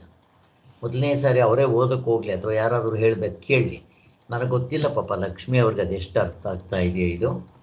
ಅವರು ಒಂದು ಸಾರಿ ಸಾರ್ವತ್ರಿಕ ಪೂರ್ಣಾನುಭವವನ್ನು ಒಂದು ಸಾರಿ ತಿಳಿಸೋವರೆಗೂ ಪಾಪ ಅವರು ಸ್ವಲ್ಪ ಕಷ್ಟ ಇರುತ್ತೆ. ಪರಮಾರ್ಥ ಜ್ಞಾನವು ಆದ ಬಳಿಕ ಅದು ಪೂರ್ಣವಾಗಿ ತೊಲಗಿಬಿಡುತ್ತೆ. ಯಾವಾಗ ನನಗೆ ಹಗ್ಗ ಅಂತ ಗೊತ್ತಾಯಿತು, ಹಾವು ಪೂರ್ತಿಯಾಗಿ ಹೊರಟೋಗುತ್ತಲ್ಲ, ಹಾವು ಅಲ್ಲ, ಹಿಂದಿಲ್ಲ ಮುಂದಿಲ್ಲ ಹಿಂದಿಲ್ಲ, ಹಾಗೆ ನನಗೆ ಆತ್ಮಸ್ವರೂಪದ ಅರಿವಾದಾಗ ನನಗೆ ಹೊರಟೋಗುತ್ತೆ. ಈಗ ಇವೆರಡಕ್ಕೂ ಒಂದು ವ್ಯತ್ಯಾಸ, ಆವಾಗಲೇನೋ ಹೇಳಿದ್ದೆ, ಈಗಲೂ ಹೇಳ್ತೀನಿ. ಏನು ವ್ಯತ್ಯಾಸ?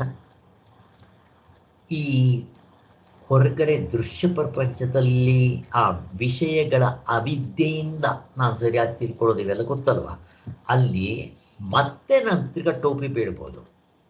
ನಾನು ಹಿಟ್ಲಿನಲ್ಲಿ ಹಗ್ಗವನ್ನು ಹಾವು ಅಂದ್ಕೊಂಡಿದ್ದೆ, ಮತ್ತು ಇನ್ನೆಲ್ಲೋ ಹೋಗಿರ್ತೀರ, ಅಲ್ಲಿ ಕತ್ಲೆಯಲ್ಲೂ ಕೂಡ ಅದೇ ಥರ ಮಾಡ್ಕೋಬಹುದು, ಎಷ್ಟು ಸಲ ಬೇಕಾದರೂ ಅದು ಮಾಡ್ಕೋಬೋದು ನೀವು. ಆದರೆ ಆತ್ಮನ ವಿಚಾರದಲ್ಲಿ ಒಂದು ಸಲ ನಿಮಗೆ ಜ್ಞಾನ ಆಯಿತು ಅಂದರೆ ಮತ್ತೆ ಟೋಪಿ ಬೀಳೋದಿಲ್ಲ. ಯಾಕೆ ಪ್ರಶ್ನೆ ಕೇಳ್ತಾ ಇದ್ದೆ, ನಾಳೆ ಹೇಳಿದ್ರು ಆಯಿತು, ಟೋಪಿ ಬೀಳೋದಿಲ್ಲ ಇಲ್ಲಿ. ಯಾಕೆ? ಇದು ಅದ್ವೈತ ತತ್ವ, ಇದು ಒಂದೇ ಇರೋದು. ಕಾಲ ದೇಶ ಕಾರ್ಯಕಾಲ ಎರಡಿಲ್ಲ ಇಲ್ಲಿ. ಅಲ್ಲಾದರೆ ಬೇಕಾದಷ್ಟು ಇರುತ್ತೆ, ಇಲ್ಲಿ ಎರಡಿಲ್ಲ. ಇಲ್ಲಿ ಇನ್ನು ಟೋಪಿ ಬೀಳೋದೆ ಎಲ್ಲಿ ಬಂದು ತಿರ್ಗ ಮತ್ತೆ ಇನ್ನೊಂದು ಸಾರಿ ನಿಮಗೆ ತಿರ್ಗಾ ಟೋಪಿ ಬಿದ್ದೆ. ಅದಕ್ಕೆ ಹೇಳೋದು ಇದು, ನೀವು ಇವಾಗೇನೋ ಮುಕ್ತರಾಗ್ಬಿಡ್ತೀರಾ, ಮತ್ತೆ ತಿರ್ಗಾ ಮರ್ತೋಗ್ಬಿಟ್ರೆ ಅಕಸ್ಮಾತ್ ತಿರ್ಗಾ ನೀವು ತಪ್ಪಾಗಿ ಈ ಶರೀರವನ್ನು ನಾನು ಅಂತ ಅಂದ್ಕೊಂಡ್ಬಿಟ್ರೆ ಏನು ಮಾಡ್ತೀರಾ ಅಂತ ಪ್ರಶ್ನೆ ಹಾಕ್ತಾ ನಾನು. ಕನಸಿನಿಂದ ಎದ್ದ ಮೇಲೆ ಸ್ವಾಮಿ ತಿರ್ಗಾ ಆ ಕನಸಿನ ಹುಲಿ ಬಂದು ಕಚ್ಚಿದ್ರೆ ಏನು ಮಾಡ್ತೀರಿ ಸ್ವಾಮಿ ಅಂತ ಕೇಳಿದ್ರೆ ಏನು ಅನ್ಸುತ್ತೆ ನಮಗೆ? ನಗಂಗಾಗುತ್ತೋ ಇಲ್ವೋ? ಹಾಗೆ ಅಲ್ಲಿ ಕನಸು ಎಚ್ಚರಕ್ಕೆ ಬಂದಿದ್ದ ತಕ್ಷಣ ಬಾಧಿತವಾಗತ್ತೆ. ಆದರೆ ಇಲ್ಲಿ ಹಂಗಿಲ್ಲ. ವಿಷಯಗಳ ವಿಚಾರದಲ್ಲಿ ಇಷ್ಟು ತಿಳ್ಕೊಂಡ್ರೆ ಸಾಕು. ಇವಾಗ ಇಂಪಾರ್ಟೆಂಟಾಗಿ ನಾವು ಮುಂದಕ್ಕೆ ಹೋಗಬೇಕಾಗಿದೆ. ಇದು 135 ಇಂಪಾರ್ಟೆಂಟು, ಚೆನ್ನಾಗಿ ಗಮನ ಕೊಟ್ಟು ಕೇಳಿ.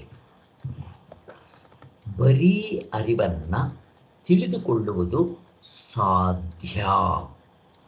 ನೋಡಿ, ಬರೀ ಅರಿವು, ಬರೀ ಇರವಾಗಲಿ, ಬರೀ ಅರಿವಾಗಲಿ, ಬರೀ ಆನಂದವಾಗಿ, ಈ ಮೂರನ್ನು ಸೇರಿಸಿ ಏನು ಹೇಳ್ಬೋದು? ಆತ್ಮ, ನನ್ನ ನಿಜವಾದ ಸ್ವರೂಪ, ನಾನು ಅಂತ ಹೇಳೋದಕ್ಕೆ ಯೋಗ್ಯವಾದ ವಸ್ತು, ಆನಂದ ಸ್ವರೂಪ. ಅದನ್ನು ತಿಳ್ಕೊಳ್ಳೋಕ್ಕೆ ಸಾಧ್ಯವಾ ಅಂತ? ಹೌದು, ಸಾಧ್ಯ. ಎಲ್ಲಿ? ಎಚ್ಚರದಲ್ಲಿ, ಈಗಲೇ, ಇಲ್ಲೇ. ಅದನ್ನು ಹೇಳ್ತಾ ಇದ್ದಾರೆ. ಹೇಗೆ? ಅದನ್ನು ತಿಳಿದುಕೊಳ್ಳುವಾಗ ಅದು ವಿಷಯವಾಗಬೇಕಾಗಿರುವುದರಿಂದ ಅದರ ಸ್ವಭಾವವೇ ಬೇರೆ ಆಗಬೇಕು ಅಲ್ಲ. ಈಗ ನಾನು ನಿಮ್ಗೆ ಎಷ್ಟೋ ಸಾರಿ ಹೇಳಿದ್ದೆ, ನನ್ನ ಮಗ ಇದ್ದಾನೆ, ಅವನು ದೊಡ್ಡವನಾಗಿದ್ದಾನೆ. ಒಂದು ಹುಡುಗಿ ಲಕ್ಷ್ಮಿ, ಇವಾಗ ಲಕ್ಷ್ಮಿ ಬೇರೆ ಬಂದ್ಬಿಟ್ಟಿದ್ದಾರೆ ಇವಾಗ. ಈಗ ಸರಸ್ವತಿ ಅಂತ, ಸರಸ್ವತಿನೂ ಆಗ್ಬಿಟ್ಟಿದೆಯಲ್ಲ, ಪಾರ್ವತಿ. ಆ ಹುಡುಗಿ ಹೆಸರು ಪಾರ್ವತಿ. ನೋಡೋ, ಆ ಹುಡುಗಿ ಪಾರ್ವತಿ, ಮದುವೆ ಮಾಡ್ಕೊತೀಯನ ಅಂದಿದ್ದ ತಕ್ಷಣ ಅವನು ನನಗೆ ಹೆಸರು ಚೆನ್ನಾಗಿದೆ, ಹುಡುಗಿ ತೋರಿಸು ಅಂತವೇ ಇಲ್ವ? ಫೋಟೋ ತೋರಿಸ್ತೀರಾ? ಫೋಟೋ ತೋರಿಸ್ದೆ ಕರ್ಕೊಂಡೋಗಿ ನನಗೆ ಎದುರುಗಡೆ ಕುಂಡ್ರಿಸು, ನಾನು ನೋಡಬೇಕು, ಮಾತಾಡಬೇಕು, ಹೊರಗಡೆ ಹೋಗಿ ಬರಬೇಕು ಅಂತನೋ. ಅಲ್ಲಿಗೆ ಆ ಹುಡುಗಿನ ತೋರಿಸಿದ ತಕ್ಷಣ ಇವನು ಸಬ್ಜೆಕ್ಟು, ಹುಡುಗಿ ಆಬ್ಜೆಕ್ಟ್, ವಿಷಯ ನೋಡ್ಬೋದು, ನಾನು ತೋರಿಸ್ಬೋದು, ಇಂದ್ರಿಯ ಅನುಭವಕ್ಕೋ ಇವಕ್ಕೆಲ್ಲ ಗೊತ್ತಾಗ್ಬಿಡುತ್ತೆ. ಈಗ ನಾವಿಲ್ಲಿ ಹೇಳ್ತಾ ಇರೋದು ಆತ್ಮನ್ನ ನಾನು ಕಾಣ್ತೀನಿ ಅಂತ ಅಂದರೆ ನೀವು ಆತ್ಮನ್ನ ಆಬ್ಜೆಕ್ಟಿಫೈ ಮಾಡಬೇಕು. ಹೇಗೆ ಮಾಡ್ತೀರಾ? ಇದು ಸಾಧ್ಯನಾ? ಇಲ್ಲ. ಯಾಕೆ? ಆತ್ಮನೇ ನಾನು, ನನ್ನನ್ನು ನಾನು ಆಬ್ಜೆಕ್ಟಿಫೈ ಹೇಗೆ ಮಾಡಿಕೊಳ್ಳಿ? ಆಗೋದಿಲ್ಲ. ಇದು ಪ್ರಶ್ನೆ ಅಲ್ಲ ಸ್ವಾಮಿ. ಬರೀ ಆತ್ಮನ್ನ ತಿಳಿದುಕೊಳ್ಳೋದು ಸಾಧ್ಯವೇ ಅಂತ ಕೇಳಿದ್ರಿ, ತಿಳಿದುಕೊಳ್ಳೋದು ಸಾಧ್ಯ ಅಂತ ಹೇಳಿದ್ರಿ. ಆಯಿತು, ತಿಳ್ಕೊಳ್ಳೋಕೆ ಹೋದರೆ ಅದು ವಿಷಯ ಮಾಡ್ಕೊಂಡು ಹೇಗೆ ನೋಡ್ತೀರಾ? ಅವಾಗ ಏನಾಗುತ್ತೆ, ಆತ್ಮ ಅನ್ನೋದದ್ರ ಬೆಲೆ ಕಳ್ಕೋಬೇಕಾಗುತ್ತೆ. ಅದು ವಿಷಯವಾಗಿಬಿಟ್ರೆ ಅನಾತ್ಮ. ಅದು ಯಾವಾಗಲೂ ವಿಷಯಿ, ಸಬ್ಜೆಕ್ಟ್. ಯಾವಾಗಲೂ ಎಲ್ಲವನ್ನ ಅರಿತಾ ಇರೋ ಅದು ತಿಳ್ಕೊಳ್ಳೋದು ಹೇಗೆ, ಅದು ಆಬ್ಜೆಕ್ಟ್ ಆಗೋದು ಹೇಗೆ ಅಲ್ವಾ ಅನ್ನೋ ಪ್ರಶ್ನೆ 131ರ ಪ್ರಶ್ನೆ ಉತ್ತರ ಹೇಳಿ ಆ ಪ್ರಕಾಶವನ್ನು ಉಪಸಂಹಾರ ಮಾಡಿದ್ರು ಅಲ್ಲಿ 131ರಲ್ಲೇ. ಇದು 135. ಇದು ಈ ಪ್ರಶ್ನೆ ಬರುತ್ತೆ. ಅದಕ್ಕೋಸ್ಕರ ನಮಗಿದು ಹೇಗಪ್ಪ ತಿಳ್ಕೊಳ್ಳೋದು, ಆತ್ಮನ ಆಬ್ಜೆಕ್ಟ್ ಮಾಡ್ಕೊಂಡು ಹೇಗೆ ತಿಳ್ಕೊಳ್ಳೋದು ಅನ್ನೋ ಪ್ರಶ್ನೆ ಎಲ್ರಿಗೂ ಬರುತ್ತೆ. ಇದು ಸಹಜವಾಗಿ. ಈಗ ಬರೀ ಅರಿವೆಂಬುದು ನಮ್ಮ ಸ್ವರೂಪವೇ ಆಗಿರುವುದರಿಂದ ನಿಜವಾಗ್ಲೂ ಅದನ್ನು ಅರಿಬೇಕಾಗಿಲ್ಲ. ಈಗ ಆತ್ಮದ ಬಿಟ್ಬಿಡ್ರಿ, ಪಕ್ಕಕ್ಕೆ ಎತ್ತಿಡ್ರಿ. ಈಗ ನಾವು ಡೂಪ್ಲಿಕೇಟ್ ಐನ್ನ ನಾನು ಅಂತೀವಿ. ಇವನು ಯಾರಿವನು? ಸಬ್ಜೆಕ್ಟ್. ಇವನು ಇಂಥ ಹೊರಗಡೆ ಇರೋ ವಸ್ತುಗಳನ್ನ ಜ್ಞಾನ ಮಾಡ್ಕೋಬೇಕು, ತಿಳ್ಕೋಬೇಕು, ಕೇಳಬೇಕು, ಮೂಸಬೇಕು, ಮುಟ್ಟಬೇಕು, ಹೋಗಬೇಕು, ಬರಬೇಕು, ಸಂಕಲ್ಪ ವಿಕಲ್ಪಗಳು, ಡಿಸಿಷನ್ನು, ಅದರ ನೆನಪು, ಏನು ಬೇಕಾದರೂ ಮಾಡ್ಕೋಬೋದು. ಇವನು ನನ್ನನ್ನು ತಿಳ್ಕೋಬೇಕು ಅಂತ ಯಾವತ್ತಾದರೂ ಇಷ್ಟಪಡ್ತಾನೆ? ಯಾರು? Duplicate I. ಲೆಕ್ಕ ಹಾಕ್ಬಿಡ್ರಿ. ಡೂಪ್ಲಿಕೇಟ್ ಐನ ಯಾವತ್ತಾದ್ರೂ ಅವನ್ನೇ ನಾವು ನೋಡೋಕ್ಕೆ ಹೋಗ್ತೀವ? ನೆಸರಿ ಇಲ್ಲ. ಯಾಕೆ? ನಾನೇ ಅದು. ಈ ಡೂಪ್ಲಿಕೇಟ್ ಐನೇ ನಾನು ಆಬ್ಜೆಕ್ಟಿಫೈ ಮಾಡೋಕ್ಕಾಗದೇ ಇದ್ದಾಗ ಈ ಹಿಂದೆಗಡೆ ಇರೋ ಇವನು ಅಪ್ಪ ಪರಮಾತ್ಮನೋ ಅವನು ಹೆಂಗೆ ಆಬ್ಜೆಕ್ಟಿಫೈ ಮಾಡ್ತೀರಾ? ನೆಸರಿನೇ ಇಲ್ಲ. ನನ್ನನ್ನು ನಾನು ತಿಳ್ಕೊಳ್ಳೋದು ಏನು ಸ್ವಾಮಿ? ಯಾರನ್ನಾದ್ರೂ ಕೇಳಿದ್ರೆ ಹುಚ್ಚ ಅಂತಾರೆ ಅಲ್ವಾ? ಹಾಗೆ ಈ ಪ್ರಶ್ನೆ ಬಂದೇ ಬರುತ್ತೆ. ನಮ್ಮ ಸ್ವರೂಪವೇ ಆಗಿರುವುದರಿಂದ ಅದನ್ನು ನಿಜವಾಗಿ ಅರಿಯತಕ್ಕ ಅವಶ್ಯಕತೆಯೇ ಇರುವುದಿಲ್ಲ. ಯಾಕೆ? ಮನುಷ್ಯನು ಸಾಮಾನ್ಯವಾಗಿ ತನ್ನ ಸ್ವರೂಪ ಅಲ್ಲದನ್ನು ಅರಿಯೋದಕ್ಕೆ ಇಷ್ಟಪಡ್ತಾನೆ. ತನಗಿಂತ ಬೇರೆದು ಹೊರಗಡೆ ಇರೋದು, ಹೆಂಡತಿ, ಮಕ್ಕಳು, ಮನೆ, ಮಠ, ಆಸ್ತಿ ಪಾಸ್ತಿ, ಅಂತಸ್ತು, ಐಶ್ವರ್ಯ, ಕನ್ನಡಕ, ಚಪ್ಪಲಿ, ಇವು ಮತ್ತು ಆದಿಭೌತಿಕ, ಆದಿದೈವಿಕ, ಇವುಗಳನ್ನೆಲ್ಲ ಅರಿಯೋದಕ್ಕೆ ಇಷ್ಟಪಡ್ತಾನೆ. ಕರೆಕ್ಟು. ಆದರೂ ಪ್ರಕೃತದಲ್ಲಿ ಎಚ್ಚರದ ದೃಷ್ಟಿಯ ಹಾವಳಿಯಿಂದ ತನ್ನ ಸ್ವರೂಪವೇ ತನಗೆ ದೂರವಾಗ್ಬಿಟ್ಟೆ. ಯಾಕೆ ನಮಗೆ ನಮ್ಮ ಸ್ವರೂಪ ಮತ್ತೆ ನಮಗೆ ಗೊತ್ತಿಲ್ಲ? ನಮ್ಮನ್ನು ಕೇಳಿದ್ರೆ ನಿಮ್ಮ ಅಡ್ರೆಸ್ ಏನು ಅಂದರೆ ಎಲ್ಲ ತಪ್ಪು ಹೇಳ್ತೀವಲ್ಲ. ನಮಗೆ ಗೊತ್ತಿಲ್ಲ, ನಮ್ಮ ಅಡ್ರೆಸ್ ನಮಗೆ ಗೊತ್ತಿಲ್ಲ. ನಾನು ಕೇಳಿ ಯಾರನ್ನಾದರೂ ಮನೆ ಅಡ್ರೆಸ್ ಹೇಳ್ತಾರೆ. ರೀ ನಿಮ್ಮ ಮನೆ ಅಡ್ರೆಸ್ ಎಲ್ಲ ಕೇಳಿದ್ದು ಅಂದಿದ್ದಕ್ಕೆ ಅವರು ಆಫೀಸ್ ಅಡ್ರೆಸ್ ಹೇಳ್ತಾರೆ. ಅರ್ರಿ ನೀವು ಆಫೀಸ್ ಅಡ್ರೆಸ್ ಹೇಳ್ತಾ ಇದ್ದೀರಿ, ನಿಮ್ಮ ಅಡ್ರೆಸ್ ಏನ್ರಿ ಅಂತಂದರೆ ಏನು ಹೇಳಬೇಕು ಅವರು? ಕೊನೆಗೆ ನಾನು ಡಾಕ್ಟರ್ ಪ್ರಸಾದ್ ಅಂತ ಹೇಳಬೇಕು. ಹೇಳಿದ ತಕ್ಷಣ ಅದು ನಿಮಗೆ ಹುಟ್ಟಿದ ಮೇಲೆ 1 ವರ್ಷ ಆದಮೇಲೆ ಇಟ್ಟಿತ್ತು. ಅದಕ್ಕೆ ಮೊದಲು ನಿಮ್ಮ ಅಡ್ರೆಸ್ ಏನು ಅಂತಂದರೆ ಶರೀರವನ್ನು ತೋರಿಸ್ಬೇಕು. ಆ ಶರೀರ ನಾನಲ್ಲ. ಹಿಂಗೆ ಶುರುವಾಯ್ತು ನೋಡ್ರಿ, ವಿಚಾರಕ್ಕೆ ಹಚ್ಚೋದಕ್ಕೆ ಶುರುವಾಯಿತು. ಇದು ನಮಗೆಲ್ಲ ಗೊತ್ತಿದೆ. ನಮಗೆ ನಿಜವಾಗಿಯೂ ನಾನು ಆತ್ಮಸ್ವರೂಪನೇ ಆಗಿದ್ದರೂ ಅದನ್ನು ನಾನು ತಿಳ್ಕೋಬೇಕಾಗಿಲ್ಲ. ಯಾಕೆ? ನಾನೇ ಅದಾಗಿರೋದು. ಹಾಗಾದರೆ ನಾನು ತಿಳ್ಕೊಳ್ಳದೆ ಇರೋದಕ್ಕೆ ಕಾರಣ ಏನು? ಪ್ರಶ್ನೆ. ನನ್ನ ದೃಷ್ಟಿ ಹೊರಗಡೆ ಇರೋದರಿಂದ ನನ್ನ ಈ ಎಚ್ಚರದ ಗಲಾಟೆಯಿಂದ ನನಗೆ ಅವನು ಕಾಣಿಸ್ತಾ ಇಲ್ಲ. ಏನು ಗಲಾಟೆ ಅದು?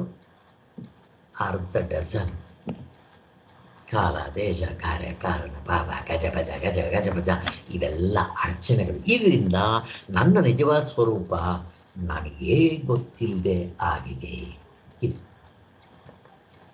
ಆದ್ದರಿಂದ ನಮ್ಮ ನಿಜವಾದ ಸ್ವರೂಪ ಈ ಎಚ್ಚರದ ದೃಷ್ಟಿಯ ಹಾವಳಿಯಿಂದ ದೂರವಾದಂತೆ ಆಗ್ಬಿಟ್ಟಿದೆ ಅಷ್ಟೇ.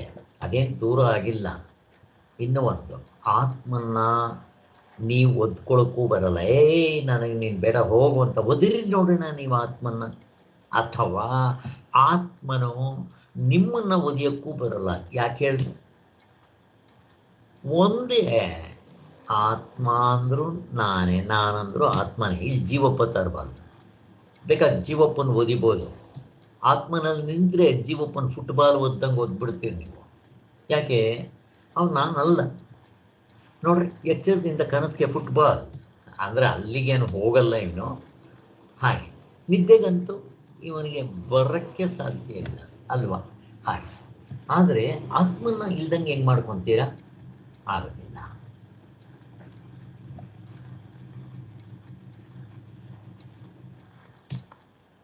ಸೊ ಅಲ್ಲಿಗೆ ತಾನು ಬರಿಯ ಅರಿವೇ ಆಗಿದ್ದರೂ ನಾನು ಮಿಕ್ಕದ್ದು ಎಂಬ ರೂಪದಲ್ಲಿ ವಿಭಾಗವಾಗಿರುವಂತೆಯೇ ತನ್ನ ಅರಿವಿನಿಂದ ಮಿಕ್ಕದ್ದನ್ನು ಅರಿಯುತ್ತಿರುವಂತೆಯೂ ದೃಢವಾದ ಭಾವನೆಯಾಗ್ಬಿಟ್ಟಿದೆ. ನಿಜವಾಗ್ಲೂ ಆತ್ಮಸ್ವರೂಪ ನಾನೇ. ಆದರೆ ಈ ದೃಶ್ಯ ಪ್ರಪಂಚದಲ್ಲಿ ಆವಾಗಲೇ ಹೇಳಿದ್ವಲ್ಲ, ಅವನೇ ಇವುಗಳಾಗಿ ತೋರ್ತಾ ಇದೆ. ಚಿನ್ನವೇ ಒಡವೆಗಳಾಗಿ ತೋರ್ತಾ ಇದೆ. ಆತ್ಮನೇ ನಾನೇ ಅವಸ್ಥೆಗಳಾಗಿ ಅವಸ್ಥೆ ಒಳಗಡೆ ಅರ್ಧ ಡಜನ್ನಾಗಿ ತೋರ್ಕೊತಾ ಇದ್ದೀವಿ ಅಂತ ಹೇಳ್ತಾರೆ. ಅದು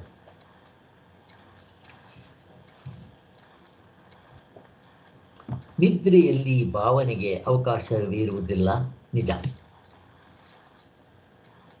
ಈಗ ದೃಶ್ಯ ಪ್ರಪಂಚದಲ್ಲಿ ನಾನು ಅರ್ಧ ಡಜನ್ನು ಇವೆಲ್ಲ ವಿಭಾಗ ಮಾಡಿಕೊಂಡು ಸಬ್ಜೆಕ್ಟು ಆಬ್ಜೆಕ್ಟು ಮಾಡಿಕೊಂಡು ಮಿಕ್ಕದ್ದನ್ನೆಲ್ಲ ಅರಿತಾ ಇರ್ತೇನೆ. ಎಲ್ಲಿ ನಿದ್ರೆಯಲ್ಲಿ ಹಾಗೆ ಮಾಡ್ಕೊಳ್ರಿ ನೋಡೋಣ, ಬರೋದು. ಯಾಕೆ? ನಿದ್ರೆಯಲ್ಲಿ ನಾನು ಮಾತ್ರ ಇರ್ತೇನೆ. ಅಲ್ಲಿ ಬರೀ ಅರಿವು, ಬರೀ ಅರಿವು, ಬರೀ ಆನಂದ, ಆತ್ಮನನ್ನ ನಿಜವಾದ ಸ್ವರೂಪದಲ್ಲಿ ಇರ್ತೀನಿ. ಏಕೆಂದರೆ ಅಲ್ಲಿ ಯಾವುದೊಂದು ವಿಭಾಗ ಇರೋದಿಲ್ಲ, ಸಬ್ಜೆಕ್ಟ್ ಆಬ್ಜೆಕ್ಟ್ ಇರೋದಿಲ್ಲ.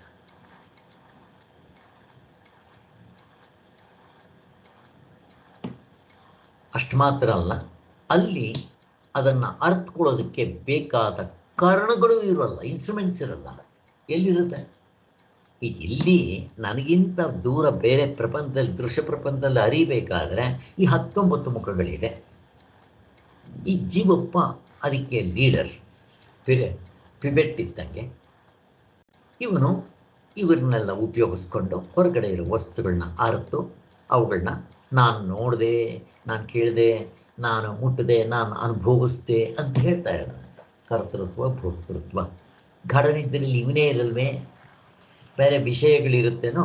ಯಾವುದೂ ಇರೋದಿಲ್ಲ. ಆದ್ದರಿಂದ ಅಲ್ಲಿ ನೆಸಸರಿನೂ ಇಲ್ಲ. ಅರಿತುಕೊಳ್ಳೋದಕ್ಕೆ ಬೇಕಾದ ಕಾರಣಗಳೂ ಇರೋದಿಲ್ಲ, ಇನ್ಸ್ಟ್ರೂಮೆಂಟ್ಸು ಇಲ್ಲ ಅಲ್ಲಿ.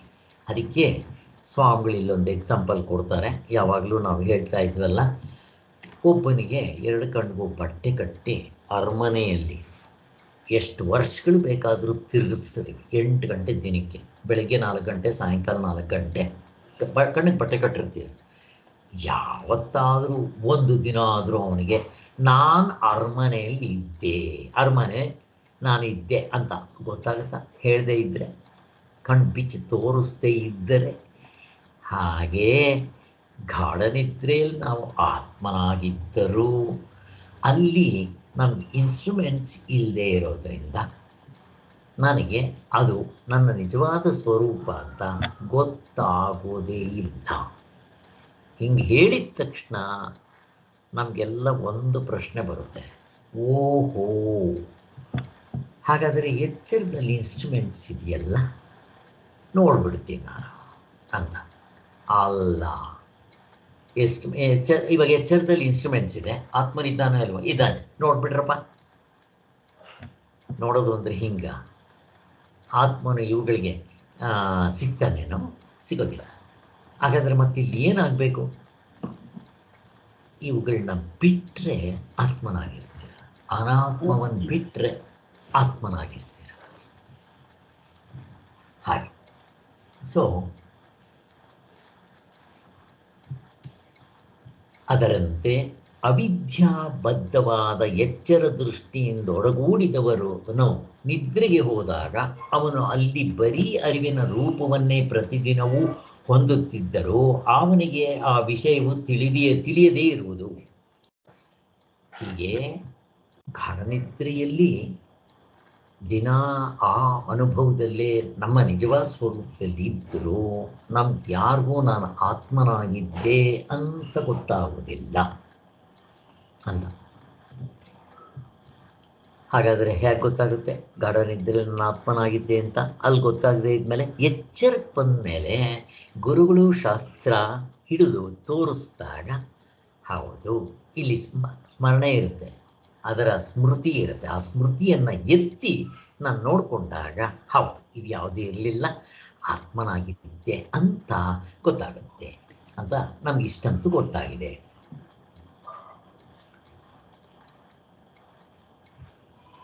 ಹೇಗಪ್ಪ ಇದು ಅಂತಂದರೆ ಇನ್ನೂ ಒಂದು ಎಕ್ಸಾಂಪಲ್ ಕೊಡ್ತಾರೆ. ಈಗ KGF ಮೇಲೆ ಎಷ್ಟೊಂದು ಜನ ಓಡಾಡ್ತಾ ಇದ್ರು. ಅಲ್ಲಿ ಚಿನ್ನ ಇದೆ ಅಂತ ಕಂಡುಹಿಡಿಯೋಕ್ಕೆ ಮೊದಲು ಅದರ ಮೇಲೆ ಓಡಾಡ್ತಾ ಇದ್ದರು. ಅವ್ರಿಗೆ ಅದು ಚಿನ್ನದ ಗಣಿ ಇದೆ ಅಂತ ಯಾರಿಗೂ ಗೊತ್ತಿರಲಿಲ್ಲ. ಅದನ್ನು ಸೈಂಟಿಸ್ಟ್ಗಳು ಕಂಡುಹಿಡಿದ್ರು. ದಿನಕ್ಕೆ ಒಂದು ಇಟ್ಟಿಗೆ ತೆಗೆದು ಅಲ್ಲಿ ಮೊದಲು ಬೇಕಾದಷ್ಟು ಬರ್ತಾ ಇತ್ತು, ಅಟ್ಲೀಸ್ಟ್ ಇವಾಗ ಕೊನೆಗೆ ಬರ್ತಾ ಇದೇನೋ ಒಂದು ಇಟ್ಟಿಗೆ ಸಿಗುವಷ್ಟು ಸಿಗ್ತಾ ಇದೆ ಅಂತ ಹೇಳ್ತಾರೆ. ಇವಾಗ ಏನು ಇದೆಯೋ ಮುಚ್ಚಿಬಿಟ್ಟಿದ್ದಾರೋ ಗೊತ್ತಿಲ್ಲ. ಆದ್ದರಿಂದ ಒಟ್ಟಿನಲ್ಲಿ ನಾವು ಅದರ ಮೇಲೆ ಓಡಾಡಿದ್ರು ಅದು ಚಿನ್ನದ ಗಣಿ ಅಂತ ಯಾರು ಗೊತ್ತಿತ್ತು? ಹೇಳೋವರೆಗೂ ಗೊತ್ತಿಲ್ಲ. ಹಾಗೆಯೇ ಗಾಢನಿದ್ರೆಯಲ್ಲಿ ನಾವು ಆತ್ಮನಾಗಿದ್ದರೂ ಶಾಸ್ತ್ರ ಅಥವಾ ಗುರುಗಳು ಅದನ್ನು ತೋರಿಸೋವರೆಗೂ ನಮಗೆ ಗೊತ್ತಾಗೋದಿಲ್ಲ. ಇದು ನಮ್ಮ ಅನುಭವದಲ್ಲಿ. ಹಾಗೆ ತಾವು ಬರೀ ಅರಿವಿನ ಸ್ವರೂಪವೇ ಆಗಿದ್ದರು, ಬರೀ ಆತ್ಮನೇ ಆಗಿದ್ದರು.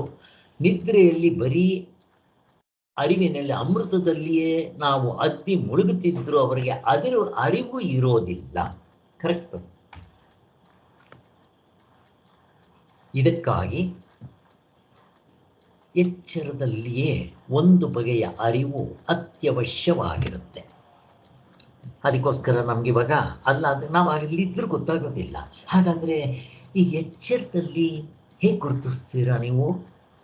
ಇಂದ್ರಿಯಗಳ ಅನುಭವದಿಂದನ, ವಿಷಯಗಳ ಅನುಭವದಿಂದನ ಅಲ್ಲ, ಮತ್ತು ಹೇಗೆ? ನೇರಾದ ಅನುಭವ, ಪೂರ್ಣಾನುಭವ ದೃಷ್ಟಿಯ ವಿಚಾರದಿಂದ ಈ ಅರಿವನ್ನು ನಾವು ಸಂಪಾದಿಸಿಕೊಳ್ಳೋದಕ್ಕೆ ಸಾಧ್ಯ ಇದೆ ಅಂತ ನಮಗೆ ಸ್ಪಷ್ಟವಾಗಿ ಗೊತ್ತಾಗಿದೆ.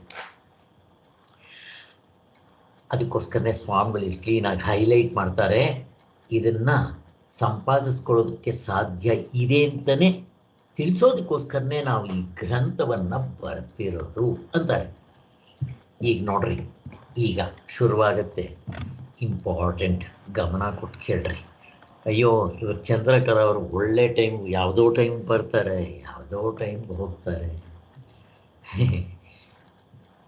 ಒಳ್ಳೆ ಟೈಮ್ಗೆ ಇದು ಇಂಪಾರ್ಟೆಂಟು. ನಾನು ಅವ್ರಿಗೊಂದು ಸಾರಿ ಹೇಳೋಣ ಅಂದ್ಕೊಂಡೆ, ಹೀಗೆ ಅಷ್ಟೇ. ಅದೃಷ್ಟ ಇಲ್ಲ, ಏನು ಮಾಡೋಕ್ಕಾಗಲ್ಲ. ಇಲ್ಲೊಂದು ಸ್ವಲ್ಪ ಅಲ್ಲೊಂದು ಸ್ವಲ್ಪ ಕೆತ್ಕೋದು ಹೋಗ್ತಾ ಇರೋದು ಅಷ್ಟೇ. ಯಾರಿಗೆಷ್ಟು ಅದೃಷ್ಟನೋ ಅಷ್ಟೇ.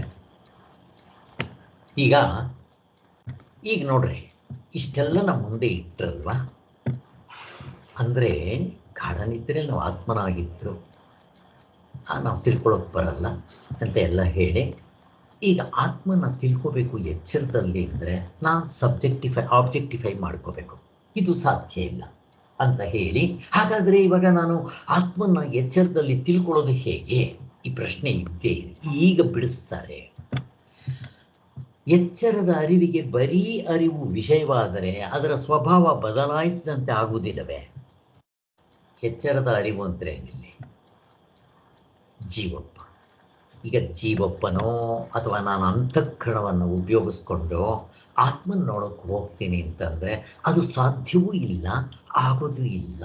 ಅವನು ವಿಷಯ ಆಗಬೇಕು ಇದಕ್ಕೆಲ್ಲ, ಆಗೋದಿಲ್ಲ. ಅವನು ಸಬ್ಜೆಕ್ಟು ಯಾವಾಗ ಆಗ್ತಾನೆ? ಅವನು ಕಾಲ ದೇಶ ಕಾರ್ಯಕಾರಣಗಳನ್ನು ಮೀರಿರೋವನು, ಇವರೆಲ್ಲ ಇದರಲ್ಲಿರೋವನು, ಸಾಧ್ಯವೇ ಇಲ್ಲ, ಆಗೋದಿಲ್ಲ. ಆದರೆ ಇಂಥ ಅರಿವನ್ನು ತಿಳಿಯುವುದಾದರೂ ಹೇಗೆ? ಇಂಥ ಆತ್ಮನನ್ನು ತಿಳ್ಕೊಳ್ಳೋದು ಹೇಗಪ್ಪ ಅನ್ನೋ ಆಕ್ಷೇಪಣೆ ಈಗ ಪರಿಶೀಲಿಸೋಣ. ಹೀಗೇನು ಮಾಡ್ತಾರೆ ಗೊತ್ತಾ? ಮೊಟ್ಟ ಮೊದಲು ನೀವು ಈ ಆತ್ಮನ ಪಕ್ಕಕ್ಕೆ ತಿಕ್ಬಿಡ್ರಿ, ಅವನ ತರಬೇಡಿ. ಮತ್ತೇನು ಮಾಡಬೇಕು? ಎಚ್ಚರದಲ್ಲಿ ನಾವು ವಿಚಾರವನ್ನು ಪ್ರಾರಂಭ ಮಾಡ್ತಾ ಇದ್ದೀವಿ. ಈ ನಮ್ಮ ಎಚ್ಚರದ ಮನಸ್ಸಿಗೆ ಯಾವುದಾದ್ರೂ ಒಂದು ವಿಷಯ ಮುಂದೆಗಡೆ ಇರಲೇಬೇಕು. ಎದ್ದಾಗಲಿಂದ ನಿಮಗೆ ಪ್ರಜ್ಞೆ ಬಂದಾಗಲಿಂದ ಪ್ರಜ್ಞೆ ಹೋಗೋವರು, ಚಂದ್ರಕಲಾ ಅವರೇ ಅದೃಷ್ಟ ಮಾಡಿದ್ದೀರಾ. ನೀವು ಹೋಗಬೇಡಿ, ಇವತ್ತು ಇಂಪಾರ್ಟೆಂಟ್ ಸಾಧನೆ. ಇದನ್ನು ನೀವು ಹೋಗಿದ ತಕ್ಷಣ ಅಯ್ಯೋ ನಿಮ್ಗೆ ಹೇಳಿಲ್ವೇ ಹೊರಟೋಗ್ಬಿಟ್ರಲ್ಲ ಅಂತ ಅನ್ನಿಸ್ತು. ನಿಮ್ಮ ಅದೃಷ್ಟ ಚೆನ್ನಾಗಿದೆ, ಮತ್ತೆ ಬಂದ್ರಿ. ಇದನ್ನು ಕೇಳಿ, ತುಂಬ ಇಂಪಾರ್ಟೆಂಟ್ ಇದು, ಸಾಧನೆ ವಿಚಾರ ಇದು. ಆತ್ಮತತ್ವದಲ್ಲಿ ನಿಲ್ಲೋದಕ್ಕೆ ಎಚ್ಚರದಲ್ಲಿ ಯಾರು ಬೇಕಾದರೂ ಮಾಡ್ಬೋದು ಅಂಥ ಒಂದು ವಿಚಾರ. ಆದ್ದರಿಂದ ಈಗ ಆತ್ಮನ ಪಕ್ಕಕ್ಕೆ ಎತ್ತಿಟ್ಬಿಡ್ರಿ, ಆತ್ಮನ ತರಬೇಡ್ರಿ. ಈಗ ನಮಗೆ ಎಚ್ಚರದಲ್ಲಿ ಯಾವ ಥರ ಜ್ಞಾನ ಆಗುತ್ತೆ? ತ್ರಿಪುಟಿ ಇರಬೇಕು. ಯಾವುದೇ ನಾವು ಮಾಡಿಕೊಂಡ್ರು ತ್ರಿಪುಟಿ ಇರಬೇಕು, ಮನಸ್ಸಿರಬೇಕು. ಹೀಗೆ ಗೊತ್ತು ನಮಗೆ ವಿಶೇಷವಾದ ಜ್ಞಾನ ಇವೆಲ್ಲ ಆಗ್ತಾ ಇರುತ್ತೆ.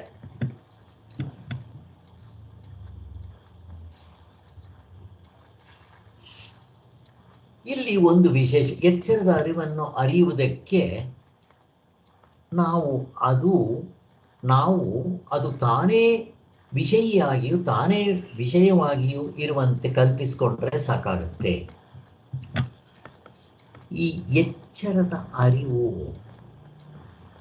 ಅಂದರೆ, ಈ ಎಚ್ಚರದಲ್ಲಿ ನಾನು ವಿಷಯಗಳನ್ನು ಅರಿಬೇಕಾದ್ರೆ ಜೀವಪ್ಪ ಸಬ್ಜೆಕ್ಟ್ ಆಗಿರ್ತಾನೆ, ವಸ್ತುಗಳು ಹೊರಗಡೆ ಇರುತ್ತೆ, ಇವನು ಜ್ಞಾತೃ. ಹೊರಗಡೆ ಇರೋ ವಸ್ತುಗಳು, ಫಾರ್ ಎಕ್ಸಾಂಪಲ್ ಈಗ ನಾನೊಂದು ಪುಸ್ತಕವನ್ನು ನೋಡ್ತೀನಿ, ಹಾಗೇನಾಗುತ್ತೆ, ನನ್ನ ಅಂತಃಕರಣದಲ್ಲಿ ಇದು ಪುಸ್ತಕ ಅಂತ ಒಂದು ಪ್ರತ್ಯಯ ಹೇಳುತ್ತೆ. ಪುಸ್ತಕ ಏನೋ ಹೊರಗಡೆ ಇರುತ್ತೆ, ಅದು ಆಬ್ಜೆಕ್ಟ್. ಅದು ನನ್ನ ಅಂತಃಕರಣ ಒಳಗಡೆ ಬರೋಲ್ಲ, ಕಣ್ಣು ಒಳಗಡೆನೂ ಬರಲ್ಲ, ಅಂತಃಕರಣಕ್ಕಂತೂ ಬರೋಕ್ಕೆ ಸಾಧ್ಯವೇ ಇಲ್ಲ. ಆದರೆ ನನ್ನ ಅಂತಃಕರಣದಲ್ಲಿ ಆ ಪುಸ್ತಕದ ಪ್ರತ್ಯಯ ಮೂಡಬೇಕು. ಮೂಡದೇ ಇದ್ದರೆ ನನಗೆ ಗೊತ್ತಾಗೋದೇ ಇಲ್ಲ. ಏರೋಪ್ಲೇನ್ ವಿಚಾರ ನಿಮ್ಗೆ ಹೇಳಿದ್ದೆ ಹಾಗೆ. ಈ ಮನಸ್ಸು ಒಂದು ಟೈಮ್ಗೆ ಒಂದನ್ನೇ ಅರಿಯೋದಕ್ಕಾಗೋದು. ಈ ಅಷ್ಟಾವಧಾನಿಗಳು ಅಂತಂದರೆ, ಶತಾವಧಾನಿಗಳು, ಅಷ್ಟಾವಧಾನಿಗಳು, ಈ ಕಡೆ 10,000 ಪ್ರಶ್ನೆಗಳಿಗೆ ಉತ್ತರ ಕೊಡ್ತಾರೆ ಅಂದರೆ ಅವ್ರದ್ದು ಅಷ್ಟೇ, ಅವ್ರದ್ದು ಫಾಸ್ಟಾಗಿ ಮೂವ್ ಆಗ್ತಾ ಇರುತ್ತೆ ಅಷ್ಟೇ, ಇನ್ನೇನಿಲ್ಲ. ಅವರು ಅಷ್ಟೇ ಒಂದೇ ಟೈಮ್ಗೆ ಒಂದೇ ಮನಸ್ಸಿಗೆ ಒಂದೇ ವಿಚಾರ ಅಥವಾ ಒಂದೇ ಜ್ಞಾನ ಆಗೋದಕ್ಕೆ ಸಾಧ್ಯ. ಇದು ನಮಗೆಲ್ಲ ಚೆನ್ನಾಗಿ ಗೊತ್ತಿದೆ, ಅದು ಹೇಳಿದ್ದಾರೆ ಹಿಂದೆ ಕೂಡ. ಸೊ ಈಗ ನನ್ನ ಮನಸ್ಸು ಏನೂ ಬದಲಾವಣೆ ಆಗಿದೆ ಅಲ್ಲ, ಅದರಲ್ಲಿ ವಿಶೇಷವಾದ ಜ್ಞಾನ ಆಗುತ್ತೆ. ತ್ರಿಪುಟಿ ಬೇಕು, ಆ ವಸ್ತು ಮೇಲೆ ಬೆಳಕು ಬೀಳಬೇಕು, ಅವೆಲ್ಲ ಗೊತ್ತಿದ್ದು ನಮಗೆ. ಆದರೆ ಮನಸ್ಸಿನಲ್ಲಿ ಏನೂ ಚೇಂಜಸ್ ಆಗದೆ ಆ ಪ್ರತ್ಯಯದಿಂದ ಪುಸ್ತಕ ಅಂತ ಹೇಳ್ಬಿಡ್ತೀವಿ. ಈಗ ನಾನು ಪುಸ್ತಕ ಬಿಟ್ಟು ಪಕ್ಕದಲ್ಲಿ ಬಳಪ ಇದ್ದರೆ, ಬಳಪ ನೋಡಿದ ತಕ್ಷಣ ಇದು ಬಳಪ ಅಂತ ಜ್ಞಾನ ಆಗ್ಬಿಡುತ್ತೆ. ಆವಾಗೇನಾಯಿತು, ಆ ಪುಸ್ತಕದ ಪ್ರತ್ಯಯ ಹೋಗಿ ಬಳಪದ ಪ್ರತ್ಯಯ ಬಂತು. ಹೀಗೆ ಅಲ್ವಾ? ಇಷ್ಟು ಗೊತ್ತಾಯ್ತು ನನಗೆ. ಈಗ ನಾನು ಯಾರು? ಎಚ್ಚರದಲ್ಲಿರೋ ಮನಸ್ಸು ಹಿಂದೆಗಡೆ ಇರೋ ಜೀವಪ್ಪನ್ನ ನೋಡೋದಕ್ಕೆ ಪ್ರಯತ್ನ ಪಟ್ಟರೆ ಏನಾಗುತ್ತೆ ಅಂತ ಪ್ರಶ್ನೆ.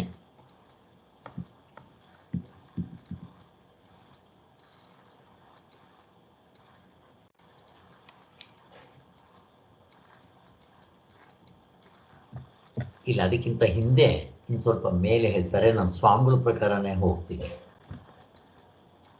ಆವಾಗ ನಿಮ್ಗೆ ಚೆನ್ನಾಗಿ ಅರ್ಥ ಆಗುತ್ತೆ. ಇಲ್ಲಿ ಒಂದು ವಿಶೇಷವಿದೆ.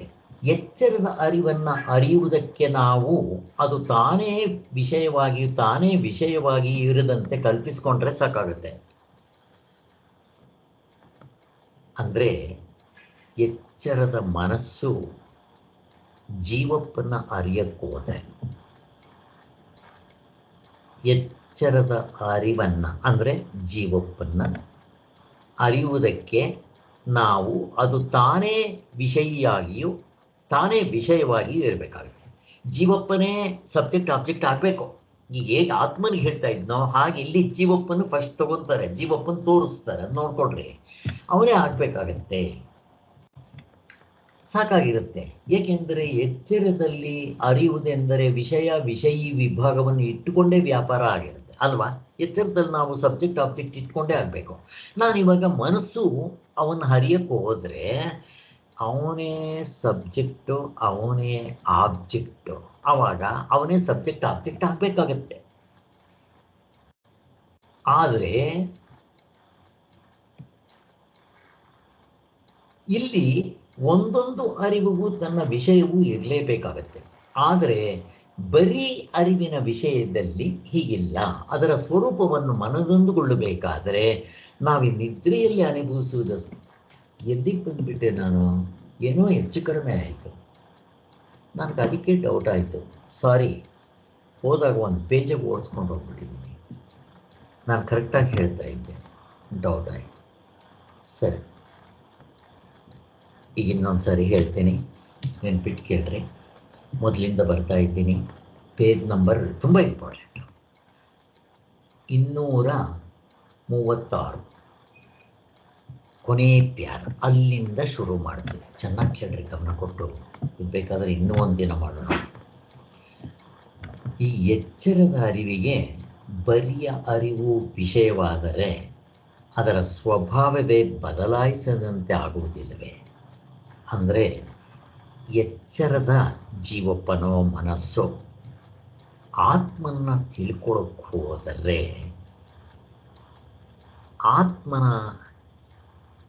ಆತ್ಮನಿಗೆ ಅವನ ಮರ್ಯಾದೆ ಉಳಿಯುತ್ತಾ ಅವನ ಆಬ್ಜೆಕ್ಟಿಫೈ ಆಗಬೇಕು? ಆಗೋದಿಲ್ಲ. ಅವನ ಆಗ್ತಾನೆ ಯಾವತ್ತಾದರೂ ಆಗೋದಿಲ್ಲ. ಅವನ ವಿಷಯಿ ಸಬ್ಜೆಕ್ಟ್, ಅದು ಸಾಧ್ಯ ಇಲ್ಲ. ಇಂಥ ಅರಿವಿನಿಂದ ಅದನ್ನು ತಿಳಿಯುವುದಾದರೂ ಹೇಗೆ? ಈ ಜೀವಪ್ಪನಿಂದ ಅವನು ತಿಳ್ಕೊಳ್ಳೋದು ಹೇಗೆ? ಜೀವಪ್ಪ ಆಬ್ಜೆಕ್ಟಿಂದ ಸಬ್ಜೆಕ್ಟ್ನ ಹೆಂಗೆ ತಿಳ್ಕೊತೀರಾ ಎಂಬ ಆಕ್ಷೇಪ ಈಗ ಪರಿಶೀಲಿಸೋಣ. ಈಗ ಮೊಟ್ಟ ಮೊದಲು ಬರೀ ಅರಿವನ್ನು ಪಕ್ಕಕ್ಕೆ ಎತ್ತಿಟ್ಬಿಡ್ರಿ, ವಿಚಾರಿಸ್ಬಿಟ್ಟು. ಇಲ್ಲಿ ಅರಿವಿಗೆ ಒಂದು ವಿಷಯವೇ ಇದ್ದೇ ಇರಬೇಕು. ಅದನ್ನೇ ಹೇಳಿದ್ದು. ನಮ್ಮ ಈ ಅರಿವಿಗೆ ಎಚ್ಚರದಲ್ಲಿ ಈ ಜೀವಪ್ಪನಿಗೆ ಯಾವಾಗಲೂ ಕಣ್ಣು ಬಿಟ್ಟಾಗಿಂತ ಮಲಗೋವರೆಗೂ, ತಿರ್ಗಾ ಅವನ ಪ್ರಜ್ಞೆ ಹೋಗೋವರೆಗೂ ಒಂದು ವಿಷಯ ಅವನ ಮನಸ್ಸಿನಲ್ಲಿ ಏನೋ ನಡೀತಾನೆ ಇರುತ್ತೆ. ಅಲ್ಲೇನು ವಸ್ತುಗಳನ್ನೇ ನೋಡ್ತಾ ಇರಬೇಕು ಅಂತಿಲ್ಲ. ಅವನು ಕಣ್ಣು ಮುಚ್ಕೊಂಡ್ರು ಅಕಸ್ಮಾತು ಈ ಮನಸ್ಸಿನಲ್ಲಿರೋ ಸಂಕಲ್ಪ ವಿಕಲ್ಪಗಳು, ಅದೇ ಹೇಳೋದು ಇವಾಗ ಸುಖ ದುಃಖ ಶೋಕ ಮೋಹ ರಾಗ ದ್ವೇಷಗಳು ಅವು ಕಾಲದಲ್ಲಿರೋಲ್ಲ ಅಲ್ವಾ, ದೇಶದಲ್ಲಿರೋಲ್ಲ. ಆದರೂ ಕೂಡ ಅದು ನಮಗೆ ಪ್ರತ್ಯಯವನ್ನು ಎಬ್ಬರಿಸ್ಕೊತಾ ಇರ್ತದೆ. ಆದ್ದರಿಂದ ನಮ್ಮ ಮನಸ್ಸು ಸುಮ್ಮನೆ ಇರೋದಿಲ್ಲ. ಅದಕ್ಕೋಸ್ಕರ ಈಗ ಇದು ಅದರ ಸಹಜ ಪ್ರತಿಯೊಬ್ಬರಿಗೂ. ಈಗ ಆ ಎಚ್ಚರದಲ್ಲಿ ನಾನು ಒಂದು ಪುಸ್ತಕವನ್ನು ಅರಿಬೇಕು ಅಂತಂದಾಗ ನನ್ನ ಅಂತಃಕರಣದಲ್ಲಿ ಆ ಪುಸ್ತಕದ ಅರಿವೆಂಬ ಪ್ರತ್ಯಯ ಉಂಟಾಗುತ್ತೆ. ನಮಗೆಲ್ರಿಗೂ ಗೊತ್ತಿಲ್ಲ. ಪುಸ್ತಕವೇನೋ ಹೊರಗಡೆ ಇರುತ್ತೆ, ಅಂತಃಕರಣ ಒಳಗಿರುತ್ತೆ. ಆದರೆ ಪುಸ್ತಕ ಏನು ಅಂತಃಕರಣದ ಒಳಗಡೆ ಹೋಗಲ್ಲ, ಆದರೆ ಪ್ರತ್ಯಯ ಮಾತ್ರ ಮೂಡಿರುತ್ತೆ. ಆ ಪುಸ್ತಕವನ್ನು ಅರ್ಥಕೊಳ್ಳೋದಿಕ್ಕೆ ಈ ಪ್ರತ್ಯಯನ ಉಂಟು ಮಾಡಿಕೊಂಡಿರೋದ್ರಿಂದ ಮನಸ್ಸು ಒಂದಿಷ್ಟು ಮುಕ್ಕಾಗೋದಿಲ್ಲ. ಏನೋ ಬದಲಾವಣೆ ಆಗುತ್ತೆ ಮನಸ್ಸು, ಏನೋ ಆಗಬೇಕಾಗಿಲ್ಲ. ಈಗ ನೋಡ್ರಿ, ಪುಸ್ತಕವನ್ನು ಬಿಟ್ಟು ಬಳಪವನ್ನು ಪಕ್ಕದಲ್ಲಿ ಅದು ನೋಡಿದ ತಕ್ಷಣ ಆ ಕಣ್ಣಿಗೂ ಮತ್ತು ಅದಕ್ಕೆ ಸಂಬಂಧವಾದಾಗ ಬಳಪ ಅಂತೀನಿ. ನಾನು ಬಳಪ ಅಂದಿದ ತಕ್ಷಣ ನನ್ನ ಅಂತಃಕರಣದಲ್ಲಿ ಬಳಪದ ಪ್ರತ್ಯಯ ಮೂಡುತ್ತೆ. ಇದು ಬಳಪ ಏನು ಒಳಗೆ ಹೋಗೋದಿಲ್ಲ, ಆದರೆ ನನಗೆ ಪ್ರತ್ಯಯ ಮೂಡುತ್ತೆ. ಆದ್ದರಿಂದ ನಾನು ಬಳಪ ಕಂಡೆ ಅಂತೀವಿ. ಇಷ್ಟು ನಮಗೆ ಗೊತ್ತಿದೆ. ಈಗ ಈ ಹೊರಗಿನ ವಿಷಯಗಳು ಯಾವುದೂ ಇಲ್ಲದೆ ಈ ಮನಸ್ಸು ಜೀವಪ್ಪನ್ನ ಅರಿಯಕ್ಕೆ ಹೋಯ್ತು ಅಂತ ಇಟ್ಕೊಳ್ರಿ. ಅವಾಗ ಏನಾಗುತ್ತೆ ಅಂದರೆ ತನ್ನನ್ನೇ ತಾನು ಅರಿಯೋದಕ್ಕೆ ಹೋಗೋದು. ಮನಸ್ಸು ಅಂತಂದ್ರೂ ಒಂದೇ, ಜೀವಪ್ಪ ಅಂದರೂ ಒಂದೇ. ಇಲ್ಲಿ ಇವಾಗ ಯಾವಾಗಲೂ ಜೀವಪ್ಪ ಸಬ್ಜೆಕ್ಟ್ ಆಗಿರ್ತಾನೆ, ವಸ್ತುಗಳು ಹೊರಗಡೆ ಇರುತ್ತೆ, ಅವನು ಆಬ್ಜೆಕ್ಟ್ ಆಗಿರ್ತಾನೆ. ಈಗೇನಾಗಬೇಕು? ಸಬ್ಜೆಕ್ಟ್ ಆಬ್ಜೆಕ್ಟ್ ಜೀವಪ್ಪನೇ ಆಗಬೇಕು. ಆಗೇನಾಗುತ್ತೆ? ಬೈ ಚಾನ್ಸ್ ನೀವು ಆ ಥರ ಮಾಡೋಕ್ಕೆ ಹೋದರೆ ಕಷ್ಟ ಇದೆ. ಇದು ನೀವು ಕಣ್ಣು ಮುಚ್ಚಿಕೊಂಡು ಏಕಾಂತದಲ್ಲಿ ಕೂತು ಗಲಾಟೆ ಇಲ್ದಿದ್ದಾಗ ನಿಮ್ಮ ಮನಸ್ಸು ಸ್ವಲ್ಪ ಶಾಂತವಾಗಿರಬೇಕು, ಸ್ವಲ್ಪ ಸಾಧನೆ ಮಾಡಿರಬೇಕು. ಮಾಡಿದಾಗ ಆ ನನ್ನ ಜೀವಪ್ಪನ್ನೇ ನಾನು ನೋಡೋಕ್ಕೆ ಹೋದರೆ ಏನಾಗುತ್ತೆ ಗೊತ್ತಾ, ಯಾರಿಗೆ ಅಭ್ಯಾಸ ಇರಲ್ವೋ ನಿದ್ದೆಗೆ ಹೋಗ್ಬಿಡ್ತಾರೆ. ಕೆಲವರಿಗೆ ಯಾರಿಗೂ ಏಕಾಗ್ರತೆ ಮಾಡೋಕ್ಕೆ ಬಂದಿದ್ದರೆ ಸಮಾಧಿಗೆ ಹೋಗ್ಬಿಡ್ತಾರೆ ಅಷ್ಟೇ. ಇದು ಹೀಗಾಗುತ್ತೆ ಅಂತ ಹೇಳ್ತಾರೆ ಸ್ವಾಮಿಗಳು, ಕೆಲವರು ಹೇಳಿದ್ದಾರೆ ಅಂತಾರೆ. ಈ ಹೊರಗಿನ ವಿಷಯವು ಯಾವುದು ಇಲ್ಲದೆ ಇದ್ದರೆ ಅರಿವು ತನ್ನನ್ನೇ ತಾನು ಹರಿಯುವುದಕ್ಕೆ ಹೋಯ್ತು ಅಂತ ಇಟ್ಕೊಳ್ರಿ. ಇಲ್ಲಿ ಅಂತಃಕರಣವು ಪ್ರತ್ಯಯನವುಂಟು ಮಾಡುವುದು ಯಾವ ವಿಷಯದಿಂದ? ಅಂತಃಕರಣದಲ್ಲಿ ಪ್ರತ್ಯಯ ಆಗಲೇಬೇಕು. ಯಾವ ವಿಷಯದಿಂದ? ತನ್ನಿಂದಲೇ. ಈಗ ತಾನೇ ವಿಷಯಿಯೂ ಆಗಿ ತಾನೇ ವಿಷಯವೂ ಆಗಿರುತ್ತದೆ. ಈ ಜೀವಪ್ಪನೇ ಆಬ್ಜೆಕ್ಟ್ ಸಬ್ಜೆಕ್ಟ್ ಆಗಬೇಕು. ಆದ್ದರಿಂದ ಪುಸ್ತಕದ ಆಕಾರವಾದ ಪ್ರತ್ಯಯವು ಎಷ್ಟರ ಮಟ್ಟಿಗೆ ನಿಜವಾಗಿರುತ್ತೋ ಅಂತಃಕರಣಾಕಾರ ಪ್ರತ್ಯಯವು ಅಷ್ಟ ಮಟ್ಟಿಗೆ ನಿಜವಾಗಿರುತ್ತೆ. ಯಾವಾಗ ನಾನು ಜೀವಪ್ಪನೇ ನೋಡ್ಕೊಳ್ಳೋಕೆ ಹೋದಾಗ ಅಲ್ಲೂ ಒಂದೊಂದು ಪ್ರತ್ಯಯ ಮೂಡಬೇಕು ಅಂತ ಹೇಳಿದ್ರು, ಅದು ನಿಜವಾಗಿರುತ್ತೆ. ಇದು ಅನುಭವದಲ್ಲಿ ಕಂಡು ಬಂದದ್ದಾದ್ದರಿಂದ ಇದನ್ನು ಅಲ್ಲ ಅಂತ ಹೇಳೋದಕ್ಕೆ ಬರೋದಿಲ್ಲ. ಈ ಎಚ್ಚರದ ಅರಿವಿಗೆ ಯಾವುದಾದರೂ ಒಂದು ವಿಷಯ ಇದ್ದೇ ತೀರಬೇಕಾಗಿರುವುದರಿಂದ ಅದಕ್ಕೆ ಯಾವಾಗ ಹೊರಗಿನ ವಿಷಯವೂ ಇಲ್ಲದಿದ್ದರೆ ತನ್ನನ್ನು ತಾನಾದರೂ ವಿಷಯವಾಗಿಟ್ಟುಕೊಳ್ಬೇಕಾಗುತ್ತೆ. ಹೇಳಿದ್ನಲ್ಲ, ಎದ್ದಿದ ತಕ್ಷಣ ಮಲಗುವವರೆಗೂ ನಮ್ಮ ಕಾನ್ಷಿಯಸ್ ಇರೋವರೆಗೂ ಏನೋ ಒಂದು ನೋಡ್ತಾ ಇರ್ತೀವಿ, ಇಲ್ಲ ಅಂತಃಕರಣದಲ್ಲಿ ಮೆಲುಕಾಗ್ತಾ ಇರ್ತೀವಿ, ಇದಾಗ್ತಾ ಇರುತ್ತೆ. ಇದು ಗೊತ್ತು ನಮಗೆ.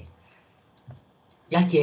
ಸಾಮಾನ್ಯವಾಗಿ ಅದಕ್ಕೆ ಹೊರಮುಖವಾಗಿರುವುದೇ ಸ್ವಭಾವವಾಗಿರುವುದರಿಂದ ಸಾಧಕರ ಅಲ್ಲದವರಿಗೆ ನಾನೇನಾದರೂ ಆ ಜೀವಪ್ಪನಿಂದನೇ ನೋಡಕ್ಕೆ ಹೋದಾಗ ಅವ್ರಿಗೆ ಏನಾಗುತ್ತೆ, ಬಹುಕಾಲ ನಿಲ್ಲಕ್ಕಾಗದೇ ಇರೋದಂದ್ರೆ ಕಷ್ಟ ಬರೋದ್ರಿಂದ ಬಹುಮಟ್ಟಿಗೆ ನಿದ್ದೆಗೆ ಹೋಗ್ಬಿಡ್ತಾರೆ.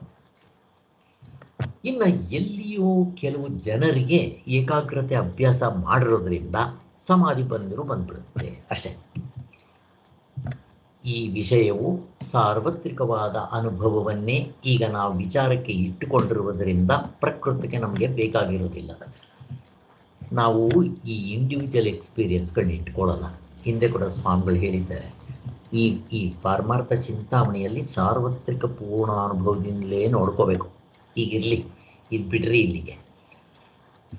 ಇದುವರೆಗೂ ನಾವು ಹೇಳಿರುವಂತೆ ಎಚ್ಚರದ ಅರಿವನ್ನು ಅರಿಯುವ ಪ್ರಯತ್ನವನ್ನು ಬಿಟ್ಟ ಬರೀ ಅರಿವನ್ನು ಅರಿಯೋದಕ್ಕೆ ಪ್ರಯತ್ನ ಮಾಡಿದ್ರೆ ಏನಾಗುತ್ತೆ ಅಂತ ಪ್ರಶ್ನೆ. ಇದು ಇಂಪಾರ್ಟೆಂಟ್ ನಮಗೆ. ಈಗ ಇಲ್ಲಿ 3 ಪ್ರಶ್ನೆಗಳಿದೆ, ಚೆನ್ನಾಗಿ ಅರ್ಥ ಮಾಡಿಕೊಂಡ್ರೆ. ಮೊದಲನೇದು ಯಾವುದು? ಇಲ್ಲಿ ಇಂಪಾರ್ಟೆಂಟು ಆತ್ಮನ್ನ ಅರಿಬೇಕು. ಎಚ್ಚರದಲ್ಲಿ ಆತ್ಮನ್ನ ನಾನು ಅರಿಯಕ್ಕೆ ಹೋದರೆ ಯಾವುದರಿಂದ? ನಿಮ್ಮ ಜೀವಪ್ಪನಿಂದಲೋ ಅಂತಃಕರಣದಿಂದಲೋ ಅರಿಯಕ್ಕೆ ಹೋದರೆ ಆತ್ಮ ಆಬ್ಜೆಕ್ಟ್ ಆಗಬೇಕು. ಸಾಧ್ಯ ಇಲ್ಲ ಅನಿಸುತ್ತೆ. ಹೋಗಿ ಈಗ ಇನ್ನೊಂದೇನು, ಅದಕ್ಕೋಸ್ಕರ ಏನು ಮಾಡಬೇಕು? ಒಂದು ಟ್ರಿಕ್ ಹೇಳ್ಕೊಡ್ತಾರೆ, ಇನ್ನೂ ಹೇಳ್ಕೊಟ್ಟಿಲ್ಲ. ಈಗ ಮೊದಲನೇ ಪಾಯಿಂಟ್ ಏನದು? ನಮ್ಮ ವ್ಯವಹಾರದಲ್ಲಿ ಎಚ್ಚರದಲ್ಲಿ ಏನಾಗುತ್ತೆ, ಎದ್ದಾಗಲಿಂದ ರಾತ್ರಿವರೆಗೂ ನಮ್ಮ ಅಂತಃಕರಣದಲ್ಲಿ ಯಾವುದಾದ್ರೂ ಒಂದು ಪ್ರತ್ಯಯ ಮೂಡ್ತಾನೆ ಇರುತ್ತೆ. ನೀವು ದೃಷ್ಟಿ ನೋಡಿದ್ರೆ ನೋಡೋದು, ಕೇಳೋದು, ಮೂಸೋದು ಅಥವಾ ಮುಟ್ಟೋದು, ಹೋಗೋದು, ಬರೋದು ಎಲ್ಲ ಪ್ರತ್ಯಯಗಳ ರೂಪದಲ್ಲಿ. ಅಥವಾ ನೀವು ಕಣ್ಣು ಮುಚ್ಕೊಂಡಿದ್ರೆ ಸುಖ ದುಃಖಗಳು, ಶೋಕ ಮೋಹಗಳು, ಮನಸ್ಸು ಸುಮ್ಮನೆ ಇರುತ್ತೇನೋ, ಏನೇನೋ ಮನಸ್ಸು ಸುಮ್ಮನೆ ಇರುತ್ತೆ ಯಾವತ್ತಾದರೂ? ಇಲ್ಲ, ಅಲ್ಲೂ ಪ್ರತ್ಯಯಗಳು ಮೂಡ್ತಾ ಇರುತ್ತೆ. ಇದು ಸಹಜ. ಯಾವಾಗ ಸುಮ್ಮನಾಗುತ್ತೆ? ನಿದ್ದೆಗೆ ಹೋದಾಗ, ಸಮಾಧಿಗೆ ಹೋದಾಗ, ಅಥವಾ ಅನಸ್ತಿಷ್ಯ ಕೊಟ್ಟಾಗ, ಹೀಗೆಲ್ಲ ಗೊತ್ತಿಲ್ಲ ನನಗೆ, ಮೂರ್ಛೆ ಹೋದಾಗ, ಇವು ಬಿಟ್ಬಿಡಿ. ಈಗ ಎಚ್ಚರದಲ್ಲಿ ನಾನು ಅಲ್ಲಿ ಒಂದು ಪುಸ್ತಕದ ಮೇಲೆ ಬೆಳಕು ಬಿದ್ದಿತ್ತು. ನಾನು ಕಣ್ಣು ನೋಡಿದ ತಕ್ಷಣ ಇದು ಪುಸ್ತಕ ಅಂತ ತಿಳ್ಕೊಂಡೆ. ನನಗೇನಾಗಬೇಕು, ಅಂತಃಕರಣದಲ್ಲಿ ಪುಸ್ತಕದ ಪ್ರತ್ಯಯ ಮೂಡಬೇಕು. ಈಗ ಪುಸ್ತಕದ ಪ್ರತ್ಯಯ ಮೂಡ್ತು, ಪುಸ್ತಕ ಹೊರಗಡೆ ಇರುತ್ತೆ, ಅದೇನು ಕಣ್ಣೊಳಗಡೆ ಹೋಗಲ್ಲ, ಅಂತಃಕರಣಕ್ಕೂ ಹೋಗೋಕ್ಕಾಗೋದಿಲ್ಲ, ನಮಗೆ ಗೊತ್ತು. ಆದರೆ ಪುಸ್ತಕವನ್ನು ನೋಡೋದಕ್ಕೆ ಮನಸ್ಸು ಏನಾದರೂ ಬದಲಾವಣೆ ಆಗಬೇಕಾ? ಆಗೋದಿಲ್ಲ. ವಿಶೇಷವಾದ ಜ್ಞಾನದಿಂದ ನನಗೆ ಪುಸ್ತಕ ಅಂತ ಗೊತ್ತಾಗುತ್ತೆ, ಅದು ಬೇರೆ. ಇದಕ್ಕೆ ವಿಶೇಷವಾದ ಜ್ಞಾನ ಅಂತಾರೆ, ತ್ರಿಪುಟಿ ಎಲ್ಲ ಹೇಳ್ತೀವಿ, ಕರೆಕ್ಟೇ.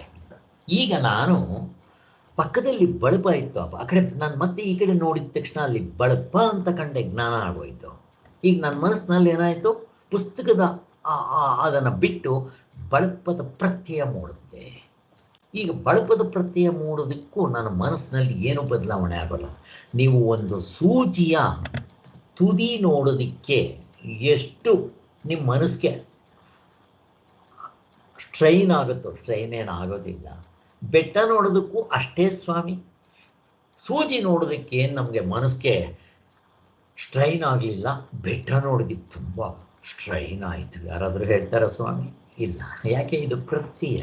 ಮನಸ್ಸಿನ ಸುಮ್ಮನೆ ಪ್ರತ್ಯಯ ಮಾಡುತ್ತೆ. ಬೆಟ್ಟ ದೊಡ್ಡದಿರ್ಬೋದು, ಸೂಜಿ ಚಿಕ್ಕದಿರ್ಬೋದು, ಮನಸ್ಸಿಗೆ ಇದಕ್ಕೆಲ್ಲ ಏನು ಡಿಫ್ರೆನ್ಸ್ ಗೊತ್ತಾಗಲ್ಲ. ಇವೆಲ್ಲ ನಮ್ಗೆ ಹಿಂದೆ ಹೇಳಿದ್ದಾರೆ, ಇಷ್ಟ ಆಯ್ತು ಇವಾಗ. ಸೊ ಇದು ನಮಗೆ ಪ್ರತಿಯೊಂದು ವ್ಯವಹಾರದಲ್ಲಿ ಆಗ್ತಾ ಇರೋದು. ಈಗಿದು ಬಿಟ್ಬಿಡ್ರಿ. ಈಗ ಬೈ ಚಾನ್ಸ್ ನಿಮ್ಮ ಮನಸ್ಸು ಅಥವಾ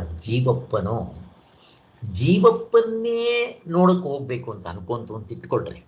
ಅವಾಗ ಏನಾಗುತ್ತೆ ಅಂತ ಪ್ರಶ್ನೆ ಹೇಳ್ತಾ ಇದ್ದಾರೆ. ಏನಾಗುತ್ತೆ ಅವಾಗ? ಜೀವಪ್ಪ ಸಬ್ಜೆಕ್ಟು, ಅವನಿಗಿಂತ ಹೊರಗಡೆ ಇರೋದು ಆಬ್ಜೆಕ್ಟ್ಸ್. ಅವನು ಅದನ್ನು ನೋಡ್ತಾನೆ ತ್ರಿಪುಟಿಯಿಂದ. ಈಗ ಜೀವಪ್ಪನ್ನೇ ನೋಡಕ್ಕೆ ಹೋದಾಗ ಆಬ್ಜೆಕ್ಟು ಸಬ್ಜೆಕ್ಟು ಅವನೇ ಆಗಬೇಕು. ಇದು ಸಾಧ್ಯವಾ? ಅವಾಗ ಏನಾಗುತ್ತೆ ಗೊತ್ತಾ? ನಮ್ಗೆ ಯಾವಾಗಲೂ ಹೊರಗಡೆ ಮುಖರಾಗಿರೋದ್ರಿಂದ ಬೈ ಚಾನ್ಸ್ ನಾನು ಇವೇನೂ ವಿಷಯಗಳನ್ನ ತಲ್ಲದೆ ಜೀವಪ್ಪನಿಂದ ನೋಡೋಕ್ಕೆ ಹೋದರೆ ಕೆಲವರಿಗೆ ಅಭ್ಯಾಸ ಇಲ್ಲದಿರೋದ್ರಿಂದ ನಿದ್ದೆಗೆ ಹೋಗ್ಬಿಡ್ತಾರೆ, ಸ್ವಿಚ್ ಆಫ್. ಅಥವಾ ಯಾರು ಏಕಾಗ್ರತೆಯಿಂದ ಸಾಧನೆ ಮಾಡಿರ್ತಾರೋ ಅವ್ರಿಗೆ ಸಮಾಧಿ ಬರ್ಬೋದು. ಇಷ್ಟು ಪಾಯಿಂಟ್ ನಾನು ಇಲ್ಲಿವರೆಗೂ ಹೇಳಿದ್ದೀನಿ, ಸಾರಾಂಶ. ಈಗ ಮುಂದಕ್ಕೆ ಹೋಗ್ತೀನಿ. ಆದರೆ ನಮ್ಗೆ ಇಲ್ಲಿ ವೈಯಕ್ತಿಕ ಅನುಭವಗಳಿಗೆ ಇಂಪಾರ್ಟೆನ್ಸ್ ಇಲ್ಲ, ನಾವು ಸಾರ್ವತ್ರಿಕ ಪೂರ್ಣ ಅನುಭವಕ್ಕೆ ಇಂಪಾರ್ಟೆನ್ಸ್ ಕೊಡ್ತೀವಿ. ಅಲ್ಲಿ ಏನಾಯಿತು? ಮೊದಲನೇ ಸ್ಟೆಪ್ನಲ್ಲಿ ವಸ್ತುಗಳನ್ನ ನೋಡಿ ಪ್ರತ್ಯಯ ಎಬ್ಬಿಸ್ಕೊಂಡಿದ್ದು. ಎರಡನೇ ಸ್ಟೆಪ್ನಲ್ಲಿ ಆ ಜೀವಪ್ಪ ನೋಡೋಕ್ಕೆ ಹೋಗೋದು. ಅಲ್ಲೂ ಒಂದು ಪ್ರತ್ಯಯ ಮೂಡುತ್ತೆ ಜೀವಪ್ಪಂದು. ಇದು ಎಷ್ಟು ಸತ್ಯವೋ, ಪುಸ್ತಕದ ಪ್ರತ್ಯಯ, ಬಳಪದ ಪ್ರತ್ಯಯ ಎಷ್ಟು ಸತ್ಯವೋ, ಹಾಗೆ ಜೀವಪ್ಪನ ಪ್ರತ್ಯಯವೂ ಅಷ್ಟೇ ಸತ್ಯವಾಗಿರುತ್ತೆ. ಬಟ್ ನಾವು ತುಂಬ ಹೊತ್ತು ಇಟ್ಕೊಳ್ಳೋಕೆ ಬರೋಲ್ಲ, ಹೋದ್ರೆ ನಿದ್ದೆಗೆ ಹೋಗ್ಬಿಡ್ತಾರೆ. ಎಲ್ರಿಗೂ ಬರೋಲ್ಲ ಬಿಡ್ರಿ. ಇದು ಸ್ವಾಮಿಗಳಿಗೆ ಇರೋದನ್ನು ನಾವು ಸ್ವಲ್ಪ ಗಮನ ಕೊಟ್ಟು ಕೇಳಬೇಕಷ್ಟೇ. ಯಾರು ಮಾಡಿರ್ತಾರೋ ಅವ್ರಿಗೆ ಗೊತ್ತಾಗ್ಬೋದು ಇದು. ಆಮೇಲೆ ಅವ್ರ ನಿದ್ದೆಗೆ ಹೋಗ್ಬಿಡುತ್ತೆ, ಇಲ್ಲ ಕೆಲವು ಸಾರಿ ಸಮಾಧಿಗೆ ಬರುತ್ತೆ ಅಂತಾರೆ. ಬಿಡ್ರಿ, ಈಗ ನಮ್ಗೆ ಇದೆಲ್ಲ ಬೇಕಾಗಿರುತ್ತೆ. ಈಗ ನಾನು ಮೂರನೇ ಸ್ಟೆಪ್ ಹೇಳ್ತೀನಿ, ಇದು ನಮಗೆ ಸಾಧನೆ. ಮತ್ತೆ ಪ್ರಶ್ನೆ ಇದ್ದೇ ಇದೆ, ಏನದು? ಈಗ ಆತ್ಮನ ಆಬ್ಜೆಕ್ಟಿಫೈ ಹೇಗೆ ಮಾಡ್ಕೊತೀರಾ? ಮಾಡಬಾರ್ದು. ಆಬ್ಜೆಕ್ಟಿಫೈ ಮಾಡಬಾರ್ದು. ಆತ್ಮನು ತಿಳ್ಕೋಬೇಕು ಹೇಗಿದೆ ಅಂಥ ಒಂದು ಟ್ರಿಕ್ ಹೇಳ್ಕೊಡ್ತಾರೆ ನೋಡ್ರಿ. ಈಗ ನೋಡ್ರಿ, ಮುಂದಕ್ಕೆ ಹೋಗೋಣ. ಇಂಪಾರ್ಟೆಂಟು, ಇಂಟ್ರೆಸ್ಟಿಂದ ಕೇಳ್ರಿ, ಮನಸ್ಸು ಕೊಟ್ಟು. ಇಲ್ಲಿವರೆಗೂ ನಾವು ಬೇಕಾದಷ್ಟು ಸಲ ನೇರಾದ ಅನುಭವದಿಂದ, ಗಾಢ ನಿದ್ರೆಯ ಅನುಭವದಲ್ಲಿ ನಮ್ಮ ನಿಜವಾದ ಸ್ವರೂಪ ಹೇಗಿರುತ್ತೆ ಅಂತ ತುಂಬ ಸಲ ಹೇಳಿದ್ದೀನಿ. ಎಲ್ರಿಗೂ ಮನದಟ್ಟಾಗಿದೆ, ಎಲ್ರಿಗೂ ಫಿಕ್ಸ್ ಆಗಿದೆ. ಅದು ನಮ್ಗೆ ಗೊತ್ತಿದೆ ತಾನೆ. ನಾನಿವಾಗ ಹೇಳಿದ ತಕ್ಷಣ, ಗಾಢ ನಿದ್ರೆ ಅಂದಿದ ತಕ್ಷಣ ವಿತೌಟ್ ಅವರ್ ನಾಲೆಡ್ಜ್ ನಾವು ಆ ಅನುಭವವನ್ನು ಎತ್ಕೊಂಡು ಬಂದ್ಬಿಡ್ತೀವಿ ಇಲ್ಲಿಗೆ, ಎಚ್ಚರಕ್ಕೆ. ಅದು ನಮಗೆಲ್ರಿಗೂ ಗೊತ್ತಿದೆ. ಈಗ ನೋಡ್ರಿ, ಅದು ನಮ್ಗೆ ಇವಾಗ ಸಹಾಯ ಆಗುತ್ತೆ. ಇದು ಸಾರ್ವತ್ರಿಕ ಪೂರ್ಣ ಅನುಭವದಿಂದ ಯಾರು ನಮ್ಮ ನಿಜವಾದ ಸ್ವರೂಪನ ಗುರುತಿಸ್ತಾರೋ ಅವರು ಮಾತ್ರ ಸಾಧ್ಯ. ಅದಕ್ಕೆ ಇವಾಗ ಇಲ್ಲಿ ಹೇಳ್ತಾ ಇರೋದು. ಈಗ ನಮ್ಗೆಲ್ರಿಗೂ ಗೊತ್ತಿದೆ,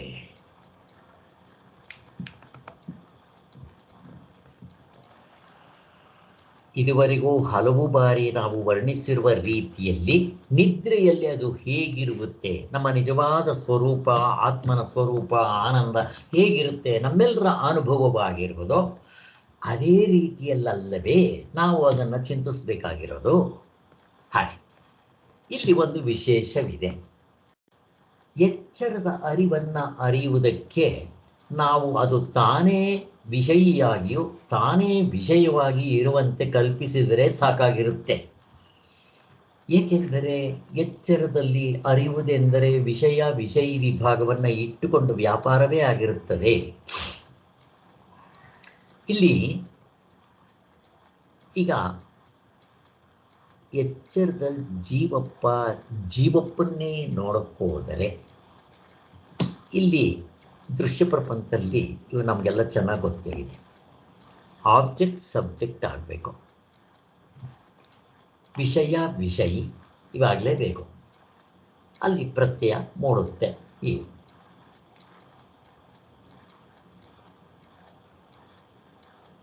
ಆ ಥರ ಕಲ್ಪಿಸ್ಕೊಂಡ್ರೆ ಸಾಕಾಗುತ್ತೆ. ಏಕೆಂದರೆ ಎಚ್ಚರದಲ್ಲಿ ಅರಿಯುವುದೆಂದರೆ ಸಬ್ಜೆಕ್ಟ್ ಆಬ್ಜೆಕ್ಟ್ ಅಂತಲೇ ಇಟ್ಕೊಂಡೇ ವ್ಯಾಪಾರ ನಡಿಬೇಕು, ತ್ರಿಪುಟಿ ಆಗ್ತಾ ಇರುತ್ತೆ. ಅದರಲ್ಲೂ ಒಂದು ಪ್ರತ್ಯಯ ಮೂಡುತ್ತೆ ಅಂತ ಹಿಂದೆ ಹೇಳಿದ್ರು. ಇಲ್ಲಿ ಒಂದೊಂದು ಅರಿವಿಗೂ ತನ್ನ ವಿಷಯವೂ ಇರಲೇಬೇಕಾಗತ್ತೆ. ಈಗ ನೀವು ಪುಸ್ತಕ ಅಂತ ನೋಡಿದ್ರಿ, ಅಲ್ಲಿ ಪ್ರತ್ಯಯ ಇರಬೇಕು. ಬಳಪ ಅಂತ ನೋಡಿದ್ರಿ, ಕಿಟಕಿ ಅಂತ ನೋಡಿದ್ರಿ, ಬಾಗಿಲು ಅಂತ ನೋಡಿದ್ರಿ, ಅದು ಇರಲೇಬೇಕು. ಅವು ಕರೆಕ್ಟೇ. ಆದರೆ ಬರೀ ಅರಿವಿನ ವಿಷಯದಲ್ಲಿ ಹೀಗಾಗೋದಿಲ್ಲ. ಅಂದರೆ ಆತ್ಮನ ನೋಡಕ್ಕೆ ಹೋದಾಗ ಹೀಗಾಗಲ್ಲ. ಅದರ ಸ್ವರೂಪವನ್ನು ಮನದೊಂದುಕೊಳ್ಳಬೇಕಾದರೆ ಈಗ ನಾವು ಎಚ್ಚರದಲ್ಲಿ ಅದರ ಸ್ವರೂಪವನ್ನು ಚಿಂತನೆ ಮಾಡಿ ವಿಷಯ ಮಾಡ್ಕೊಳಕ್ಕೆ ಹೋದರೆ ಹಂಗೆ ಮಾಡೋಕ್ಕಾಗೋದಿಲ್ಲ. ವಿಷಯ ಮಾಡೋಕ್ಕಾಗೋದಿಲ್ಲ. ನನ್ನನ್ನು ನಾನು ವಿಷಯ ಮಾಡೋಕ್ಕಾಗೋದಿಲ್ಲ. ಮತ್ತು ಇವಾಗ ಏನು ಮಾಡಬೇಕು? ಈಗ ಹೇಳ್ತಾರೆ, ನಾವು ನಿದ್ರೆಯಲ್ಲಿ ಅನುಭವಿಸಿದ ಸ್ವರೂಪವನ್ನು ಮನಸ್ಸಿನಲ್ಲಿ ಕಲ್ಪಿಸಿಕೊಳ್ಳಬೇಕು. ಕಲ್ಪಿಸ್ಕೊಳ್ಳೋದಲ್ಲ ಇದು. ಗಾಢ ನಿದ್ರೆ ಅನುಭವ ಪ್ರತಿಯೊಬ್ಬರಿಗೂ ಎದ್ದ ಮೇಲೆ ಬೇಕಾದಷ್ಟು ಸಲ ನೆನೆಸ್ಕೊಂಡಿದ್ದೀವಿ ನಾವು. ಈಗ ಆ ಅನುಭವ ಇದು ಶಾಂತವಾಗಿ ಮಾಡೋದು, ಮನಸ್ಸು ಶಾಂತವಾಗಿರ್ಬೇಕು. ಈ ಪರಮಾರ್ಥ ಚಿಂತಾಮಣಿ ಎಲ್ಲಿ ಓದಬೇಕು? ಸ್ವಾಮಿಗಳು ಮೊದಲೇ ಎತ್ಕೊಂತಾನೆ ಪೇಜ್ನಲ್ಲಿ ಹೇಳಿದ್ದಾರೆ, ಒಂದು ಆ ಸ್ಕ್ವೇರ್ನಲ್ಲಿ ಹೇಳಿದ್ದಾರೆ. ಎಲ್ಲಿ ಸಿಕ್ಕಿದ್ರೆ ಅಲ್ಲಿ ಓದಂಗಿಲ್ಲ. ಬಸ್ ಸ್ಟ್ಯಾಂಡ್ನಲ್ಲೋ ಅಲ್ಲೋ ಇಲ್ಲೋ. ಇದು ಗಲಾಟೆ ಇಲ್ಲದೆ ಇರುವಾಗ ನಿಮ್ಮ ಮನಸ್ಸು ಶಾಂತವಾಗಿದ್ದಾಗ ಓದಬೇಕಿದು. ಆವಾಗಲೇ ಅರ್ಥ ಆಗೋದು. ಇದೇ ಹೆಂಗೆ ಸಿಕ್ಕಿದ್ರೆ ಹಂಗೆ ಓದೋಕ್ಕಾಗಲ್ಲ. ಇದು ನೇರಾದ ಅನುಭವದಿಂದ ನೋಡ್ಕೊಳ್ಳೋದೇ ಇರೋದು. ವಸ್ತುತಂತ್ರವಾದ ಸಾಧನೆ ಎಲ್ರಿಗೂ ಬರೋದು ಇಲ್ಲ. ಅದಕ್ಕೆ ಕೆಲವ್ರಿಗೆ ಅವಸ್ಥೆ ಹತ್ರ ಹೇಳ್ತಾ ಇದ್ದರೆ, ನೀವನ 3 ಹೊತ್ತು ಎಚ್ಚರ ಕನಸು ನಿದ್ದೆ ಅಂತ ಸಾಯ್ತಾ ಇರ್ತಾರೆ. ಅದು ಏನು ಎಚ್ಚರ ಕನಸು ನಿದ್ದೆ ಅವ್ರಿಗೇನು ಅರ್ಥ ಆಗಿರಲ್ಲ ಅವ್ರಿಗೆ. ಹೀಗೆ ಕೂಡ ಆಗಿದೆ. ನನಗೆ ಎಷ್ಟೋ ಜನ ಹೇಳಿದ್ದಾರೆ. ಆದ್ದರಿಂದ ಇದು ಮೊದಲು ನಾವು ಗಾಢ ನಿದ್ರೆ ಅನುಭವದಿಂದ ಚೆನ್ನಾಗಿ ಮೆಲ್ಕು ಹಾಕಿದ್ದೀವಿ, ನಮ್ಗೆ ಗೊತ್ತಾಗಿದೆ ಇದು. ಆದ್ದರಿಂದ ಈಗ ನಾವೇನು ಮಾಡಬೇಕು? ಶಾಂತವಾಗಿ ಎಚ್ಚರದಲ್ಲಿ ಕೂತ್ಕೋಬೇಕು. ಕೂತ್ಕೊಂಡು ಆ ಗಾಢ ನಿದ್ರೆ ಅನುಭವವನ್ನು ಈ ಎಚ್ಚರದ ಮನಸ್ಸಿಗೆ ಎತ್ಕೊಂಡ್ಬರ್ಬೇಕು. ಸ್ಮೃತಿ, ನೆನಪು. ಆ ಎತ್ಕೊಂಡ್ಬಂದಿದ ತಕ್ಷಣ ಈ ಮನಸ್ಸು ಆ ಅನುಭವವನ್ನು ಹಾಗೇ ಗಮನಿಸಕ್ಕೆ ಹೋಗುತ್ತೆ. ಇಲ್ಲಿ ಏಕಾಗ್ರತೆ ಇರಬೇಕು.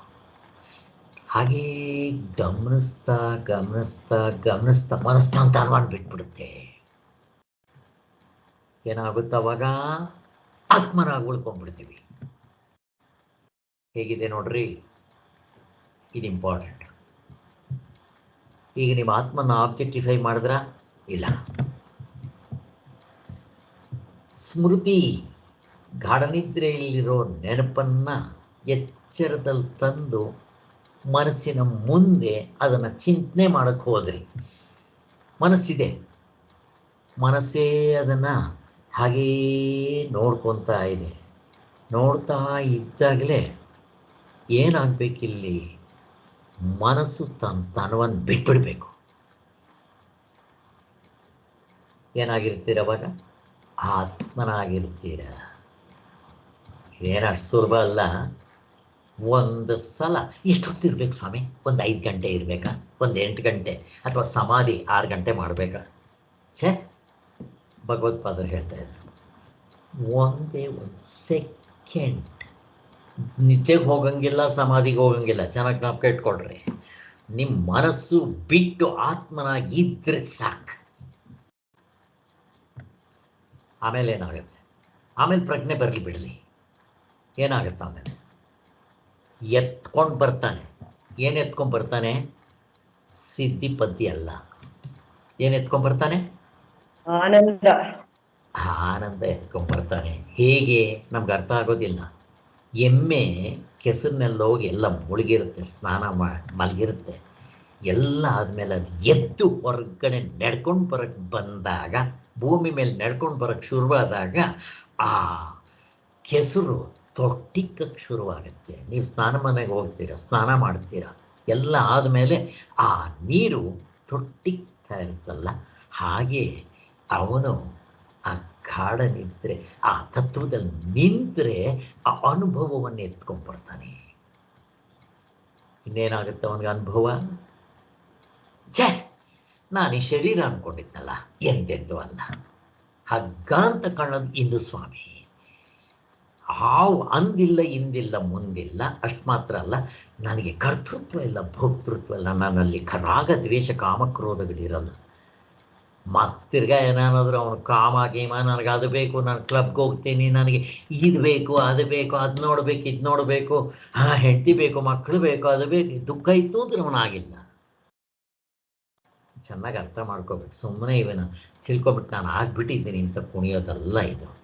ಆದ್ದರಿಂದ ಸ್ವಾಮಿಗಳಿಗೆ ಪುಸ್ತಕ ಬರೆದಾಗಲೂ ಕೂಡ ಮುಕ್ತ ಆಗಿಲ್ಲ. ಇದು 44ನೇ ಇಸ್ವಿಯಲ್ಲಿ ಬರ್ತಿದ್ದು.